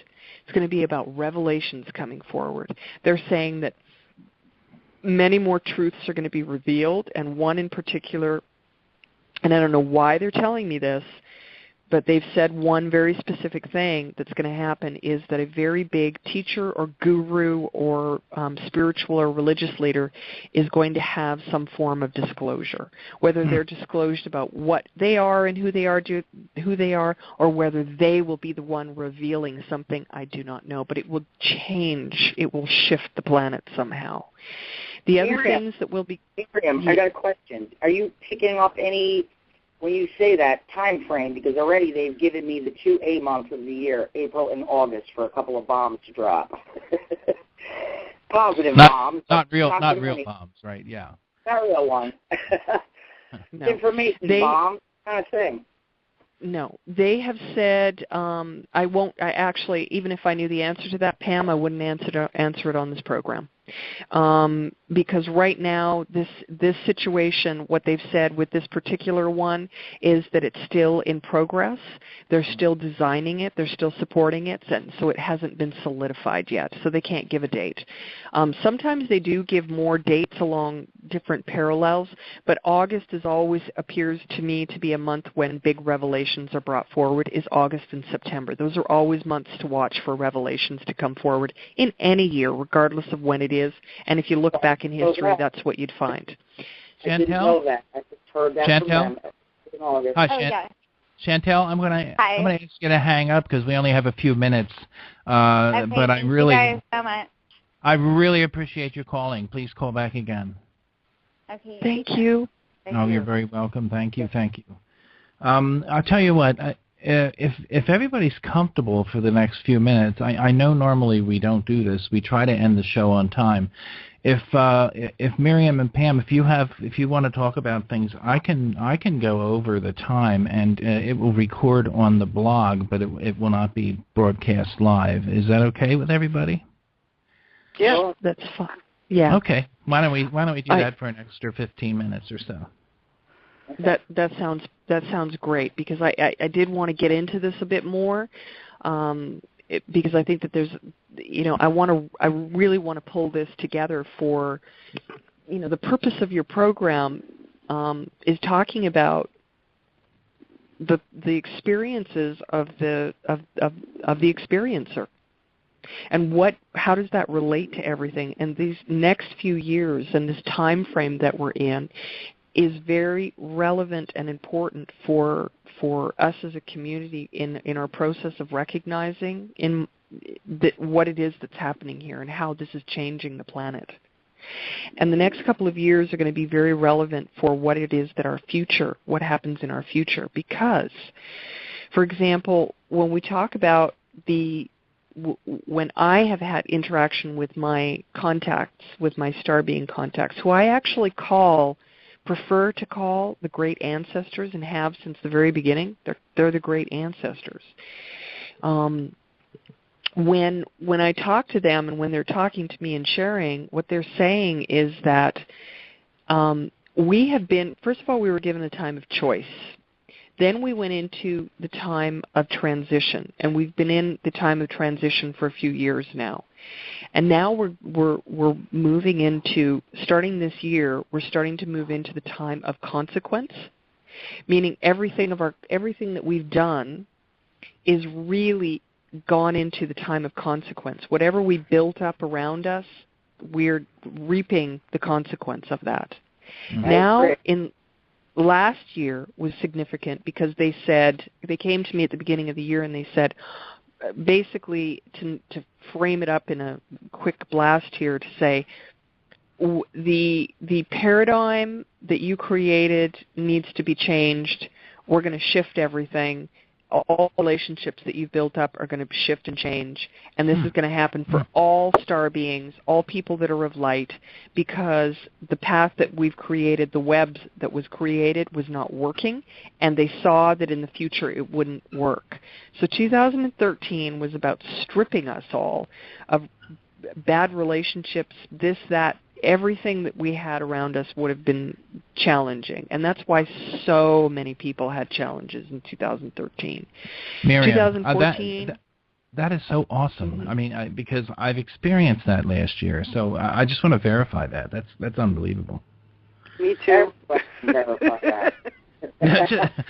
right at you. Okay, so 2013 was about resetting, it was about restarting, it was about throwing out, tossing out what wasn't working for us, and it was about really harsh severing of relationships around us in ways that we didn't necessarily want, but in reflection in this moment today, right now in January of 2014, that we can look back and say, whoa, okay, that was good. Glad that's done. Okay. Right. So what 2014 is going to be about is about the building and strengthening of solid relationships of the like-minded that are truly here to do the work. And this is part of many different prophecies, from the indigenous to even, Christianity, about all the meek, as you said, Michael, the meek shall inherit the earth, right? From the Bible and so forth. When we're talking about these things, we're talking about who is it that's being gifted, and it is the meek that are being given the greatest gifts. And you can have money. You can have money in this world and still be meek. You can still have money in this world and still be in service, and to have, just because you have one paradigm doesn't mean, we're talking about humility of the heart, in my view. Humility of the heart. Those who are humble in the heart and who are of service in the heart and who have love and honor and respect. These people, us, we, together as a community, as a heart-based community of all base of belief and understanding, are now ready for the next step. And this is where, are you ready? Because this is what's coming.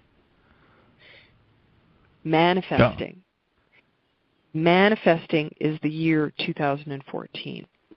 Everything will begin to manifest this year. That we built as a collective already is now going to start to be seen this year. And whatever you as the individual and I did as the individual and we did as a collective is going to manifest. So if we did our homework. I just want to say I want to say goodbye to our live listeners.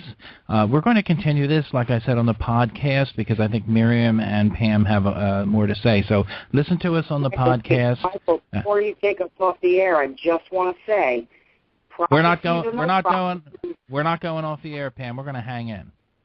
Okay. Okay, so prophecy, you know what? Everything Miriam just said, I can absolutely validate. I'm getting that very information over all these years. Wow. The year of choice they called the year of the wheat being separated from the chaff is what they said to me back in the choice. Then the transition part, yep, we literally were like hanging in suspended animation, and then all of a sudden we were forced to deal with our karma, whatever you want to call it, whatever you've been reaping. And now, you know what they told me about this year? This is the year of the light worker. This is the year we all come forward, come out collectively. She's right on the money. That's what they said to me. Yeah. So I'm just backing that up, all of it, because as I'm listening, that's all the information I've been getting all along. Miriam? Michael? Yes. We're still here. Okay. Yeah, so maybe someone in the chat room just said, no sound. The Pope, I agree, great show. Maybe somebody can write in the chat room just to let them know that we're going to have the archive for the next few minutes. Yeah, Julia, can you just type, listen to the archive? Yep. Thanks a lot. Super, thank you. I just want this to be on the archive because, this is important. This is the pinnacle of the whole show. So continue, guys, please. So 2014 is about the manifesting of all of this, all right? So that means that the manifesting of what? I mean, everyone says manifesting what? What's going to happen?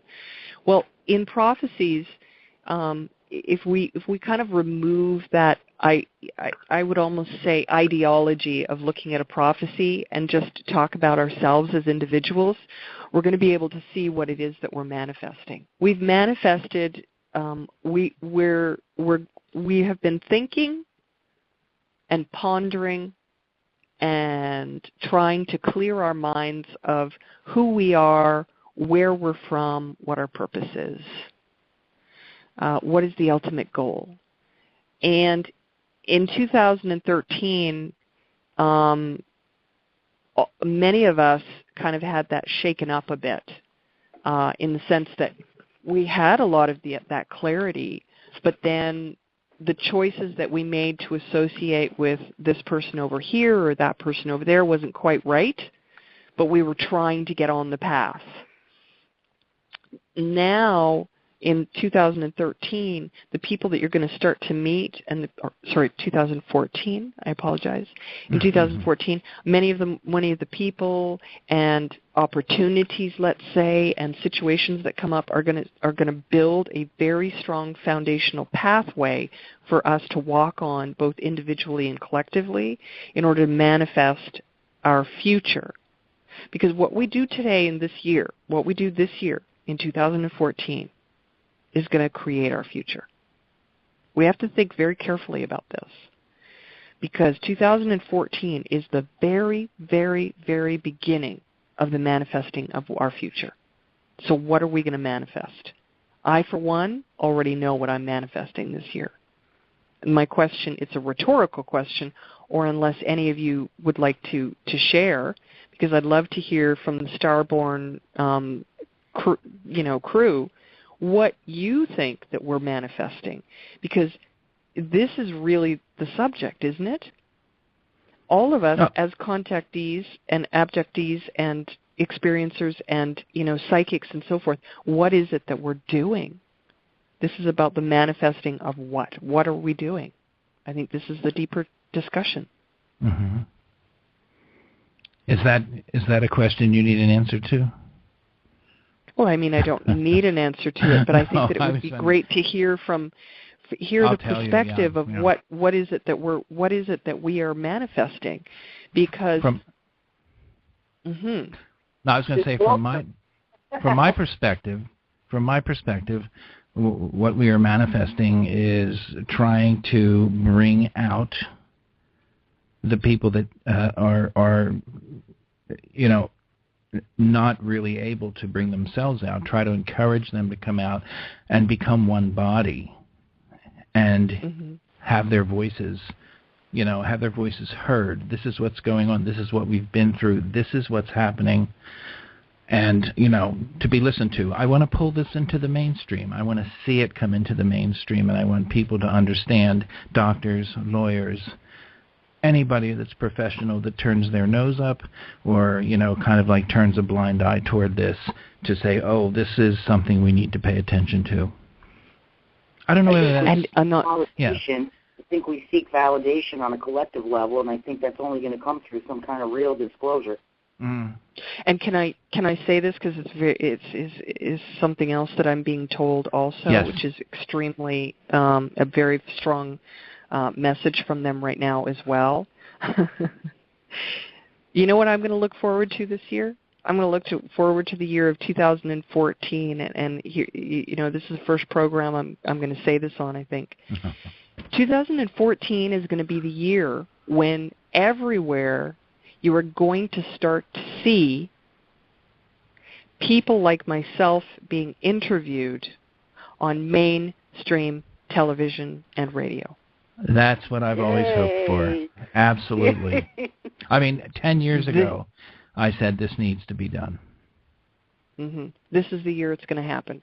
By Beautiful. The time, and maybe Pam, maybe this is what you're picking up on. This will happen later in the year. It will happen sometime after August. It will be really powerful middle of July, August, September, October. In those months, that's when this is going to become very, very, very powerful. So there's going to be more than one person. I don't know who it is, but there's going to be a number of us that are kind of brought out of the community that are going to be on mainstream television. And I'm just praying. I'm praying and praying and praying that it's not certain individuals from this community that I think are just awful. And I just want to put that out there, that I just think are so, like, agenda-filled, ego-filled. Yeah, I do hear that, and I agree with you. I really do. Pam, are you picking up on that as well? Yes, I've already had offers for the very first time to work with a journalist here in the area to start working with her and do some television work. So not sure where we're going with that, but it's out of the Portland, Bangor area, so associated with the Bangor Daily News. Kathleen Pierce and Audrey knows who she is. She was at the Experiencers Speak 2 conference. And she's the one that did that interview on me at Halloween, Audrey. She and I are going to be collaborating very soon on doing some television stuff, and it's UFO related. I heard about a situation where an individual who's had a number of experiences went into a room with other experiencers, and the person that was heading it up was a researcher, not an experiencer themselves, a researcher. And this researcher was told that individual that was not what they experienced. Oh, God. Oh, my God. That is just I heard that. It's repulsive. And so the reason I'm I think them the right to say that. The reason why I bring this up is because it is becoming more important for us as a community to respect each other in what our experiences are. It's becoming more important because if we're going to start stepping out into the mainstream, we have to stop that. Even if even if there's certain individuals within the community that, I don't want to have anything to do with them. I don't want, just keep me away from them. And there are very, very, very, very, very clear reasons why. If you're my best friend, I would tell you.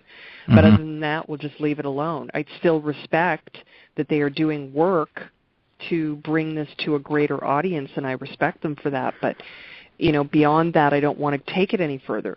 Those are still not the individuals that I think are the correct people to be bringing it to an even larger audience. I think we need very balanced individuals that have the ability to speak from a broad perspective and not a funneled perspective. Correct. And that is exactly what can damage and is damaging this community as a whole, and this is also what damages our ability to be able to see the future and build it together as a collective and even individually. I think that I'm speaking from experience. I get into a tunnel vision for my own personal life, and I'm like, I have to do, and it's like, wait a minute, smack get out of that. Come on, put your head up. We have a tendency, it's a natural human condition to do that. And we need to, as a community, step up what our expectation is as far as the levels of respect and honor that we're giving each other. And, I get forceful sometimes with people because they try to tell me what I'm supposed to do, think, or see, And that's when I give them this attitude back, and I'm like, whoa. And then it becomes that I'm ego-filled. Well, if that's what my ego is in order to protect my right to my experience, then so be it. Yes, yes. And I have a right to protect that. I've had a situation where, I've been screamed at by an individual at a public event, literally yelled at, and told that I had absolutely no right whatsoever, and to basically shut up. Holy cow! I don't cow. know if he said that. That's rude. I don't know if he told me that or not. It's someone who's fearful of what, the unknown for them. I think that's one of the biggest things, the biggest problems. A fear of the unknown, right? Yeah, they don't understand it. They haven't experienced it, and it's too frightening for them to deal with. Well, this is where I want to try and wrap this into an even bigger picture. I keep trying to make the picture bigger. I don't know how I'm doing, but I'm trying to make it us. Yeah. bigger and bigger. The prophecies that are on the planet, many of the quote prophecies that humanity is paying attention to, have come from a very particular group of people on the planet, and that particular group of people are the indigenous. Why is a planet? This is a rhetorical question and something for all listeners, all of us, to ponder and to really, go and do research and look and learn. Mm-hmm. Why is it that everyone on Earth pays such close attention to indigenous prophecies as being the most relevant thing that we could ever look very closely at and pay attention to? And yet the indigenous communities are the one community on the earth that we have literally tried to, at different points, and I say we as a global world, mm-hmm. have tried to destroy and wipe out through genocide repeatedly over and over and over and over again. And there's a new, in my view, now this is something that will not be liked. My next statement. There is a new kind of genocide that is taking place in the traditional communities. And the new kind of genocide to me is, the way that I view it, genocide is just to kill and to wipe out. Mm-hmm. And that is through false information and through following of misunderstood information. And it's a great way to be able to take the information of an indigenous people, to reinterpret it to the terms and perspective that we understand and we can view, which is limited, and then to toss it out into the world as a distorted understanding of a prophecy, to then have it go back into that community and everyone point fingers at the Mayans or the Hopis or any of the other indigenous that have come forward and say, see, you were so wrong. Mm. They were never wrong because what was originally given was wrong. And that's a new kind of genocide because that turns around and that creates even more problems for these incredibly powerful traditional people around the world. And it's something that I advocate for, not only to respect and honor, because they are linked to the greater understanding and knowledge of, let's say, the UFO community. And they do and have always honored and respected, gifted those those in their own community and in our world who are gifted, such as Pam, and those who are in service. We are honored by them. In other words, not honored as in, held up high, but we are given respect because they recognize who we are as human beings, and that is where the manifestation of what we've been building upon is really going to start to come to the forefront also, because we have been building through giving the Indigenous more and more and more of this voice to come forward. Would you agree? Yeah, I would. Anybody else? Yep. Definitely. The traditional people of the planet have an exceptional vantage point because they are the least. They have been. I think they have refused. The Earth is so much closer. They're how can you say they're more personal in their closeness towards the Earth itself.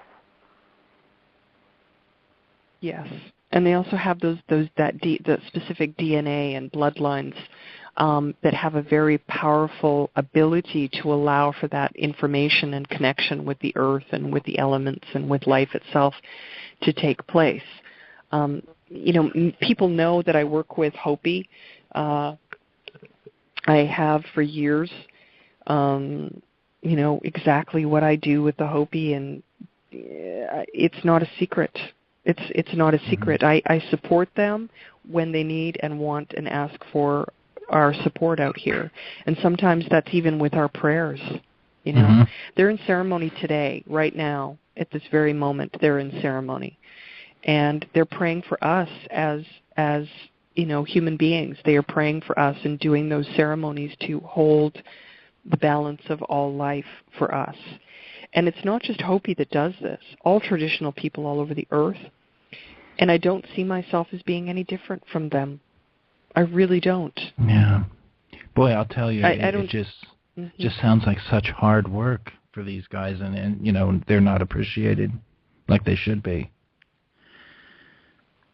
They're not, even for the Hopi, which, millions of people all over the earth look to Hopi and as being very, very strong in their traditional ways still, and they're very honored and revered by many people all over the globe, and still their rights are being taken away more and more and more every day. Yeah, I just don't agree with that at all. It's the worst. No.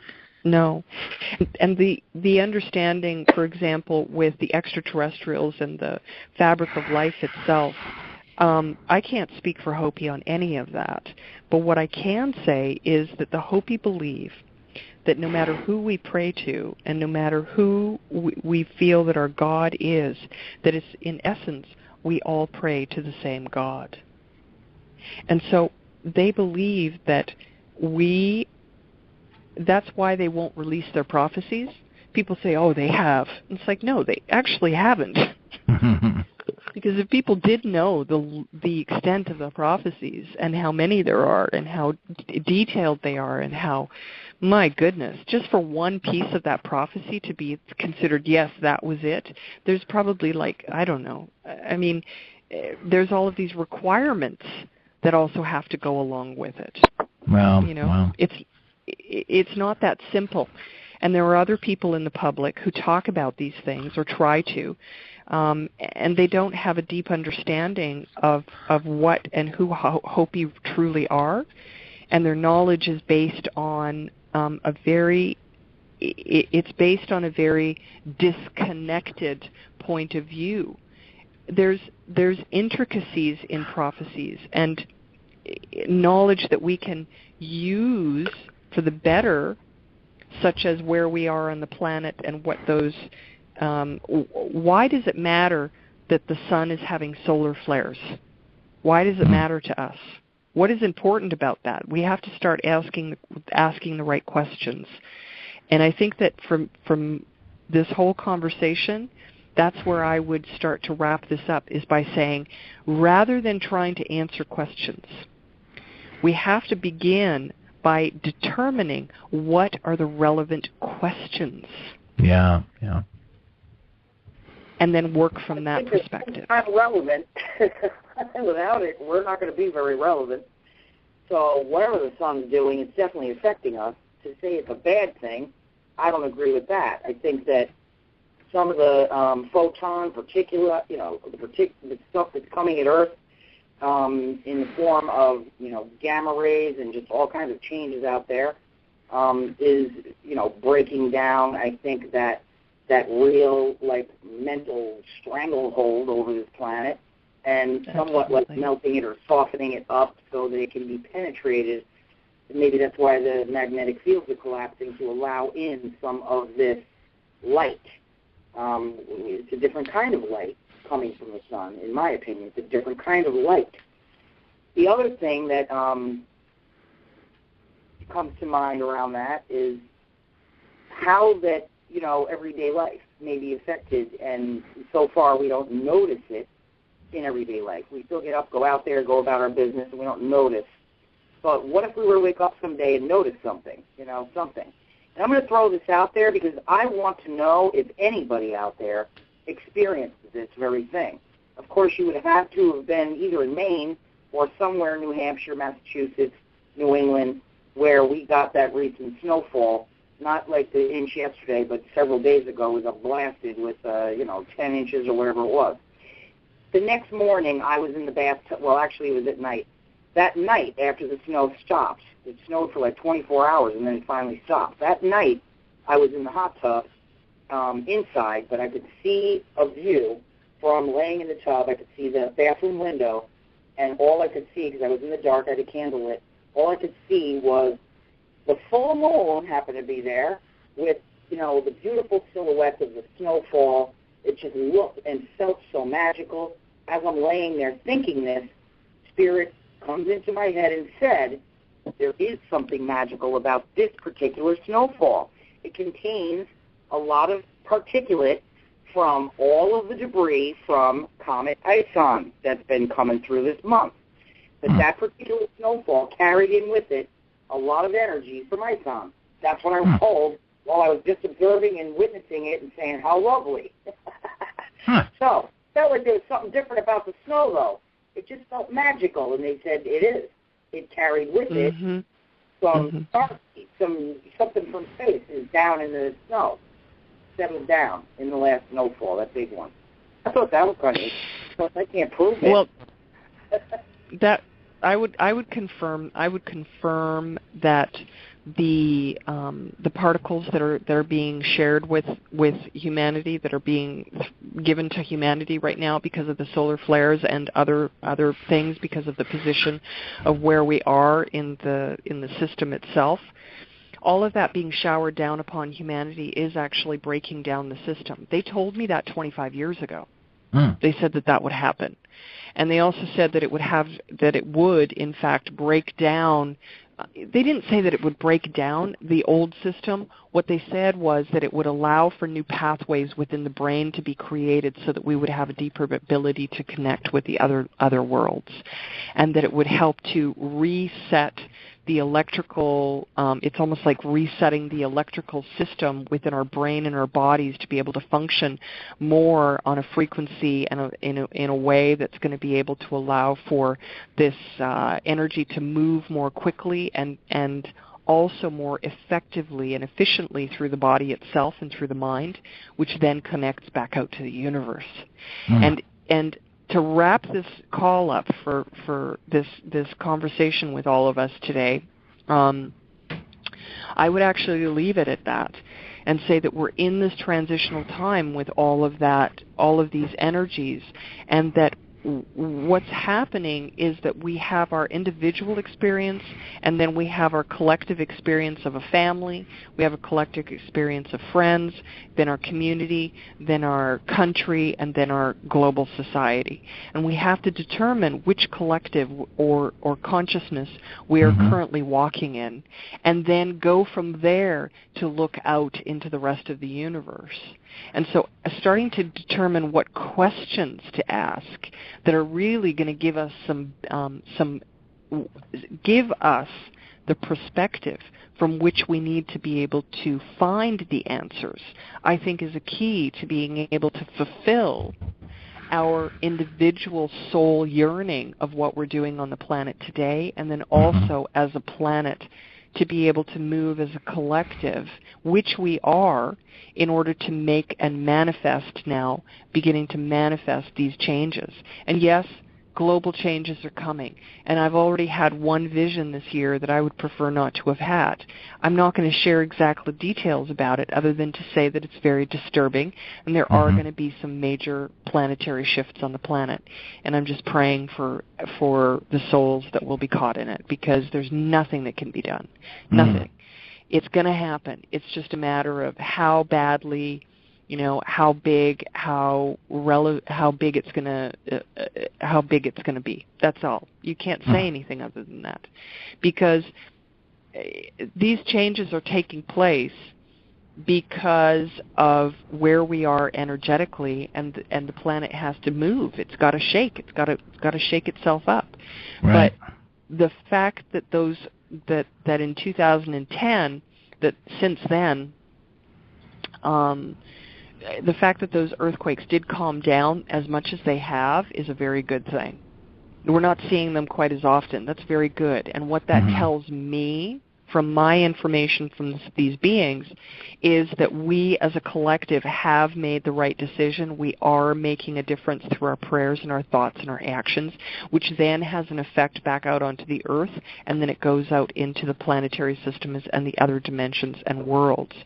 And again, it all is interconnected with the prophecies and the understanding. But where does it all start? It starts with you and me. Okay, Well, I start anywhere else. Before I wrap up, and many years ago when I had my website, I had all my channeled material up there. One of the things that had come through was that at some point in the not-too-distant future, that spirit, which to me is like the creator, the great mystery, that to me is I refer to as spirit, the creator energy, would take an in-breath and pull everything back home, and then exhale, breathe out, and you're looking at a whole new creation. And that's just kind of the way that they gave me, the metaphor of it or the vision of it all. But the way that they kind of brought it across was a big in-breath, like Spirit's bringing it all home and then spewing it back out, and we're having a whole new experience. Wow. Right. Cool. Well, listen, Miriam, I don't want to dominate your whole day, but I just want to. I'm speechless. This has been just a tremendously wonderful, revelatory show that we've had, and I do hope that people listen to the podcast to hear the last 30 minutes, because it blows you away. And I just want to thank you from the bottom of my heart for being here, and I'd like you to come back at some point in the future. Would you be willing to do that with us? Oh, I would. I would love to come back. Great. I would love to come back. We'd love to have you. Thank you so much. So we'll let you go, Miriam. I know it's you've got a lot of work to do. So I like I said, I'm just I don't have anything else to say. I'm speechless. It's been a great show. And, I'd like to go ahead. I would just like to say thank you to you, Michael, for your patience in trying to have me on the program. I know we had a couple of glitches to make that happen. Right. And to Laura, Julia, Chris, and Audrey, thank you so much for your energy and effort in allowing to create this space for all of us to be here. And for Pam to be able to come in, thank you so much for the opportunity to say hello and to meet, and also to reaffirm each other, because we're coming from not different backgrounds, but different backgrounds. And to come in and say that we're still having the same parallel is really beautiful to share with the listeners as well. And I just would like to say thank you. And to all the people that came out for the program, just keep doing what you're doing and know that you're not alone, know that we're here, and that you are very much honored in our circles, in our thoughts and our prayers all the time, because we are here together in this, and we're here doing this with you and for you, and so that we can have that future that we're walking towards. And just hold in your heart what you need, and don't let anyone tell you what to do. Just keep moving forward. So on that beautiful note, thank you. I loved being here, and anytime at all, I'd love to come back. Thank you so much, Miriam. We will definitely be in touch. We'll keep in touch. Take care. Right. Take care. Bye-bye.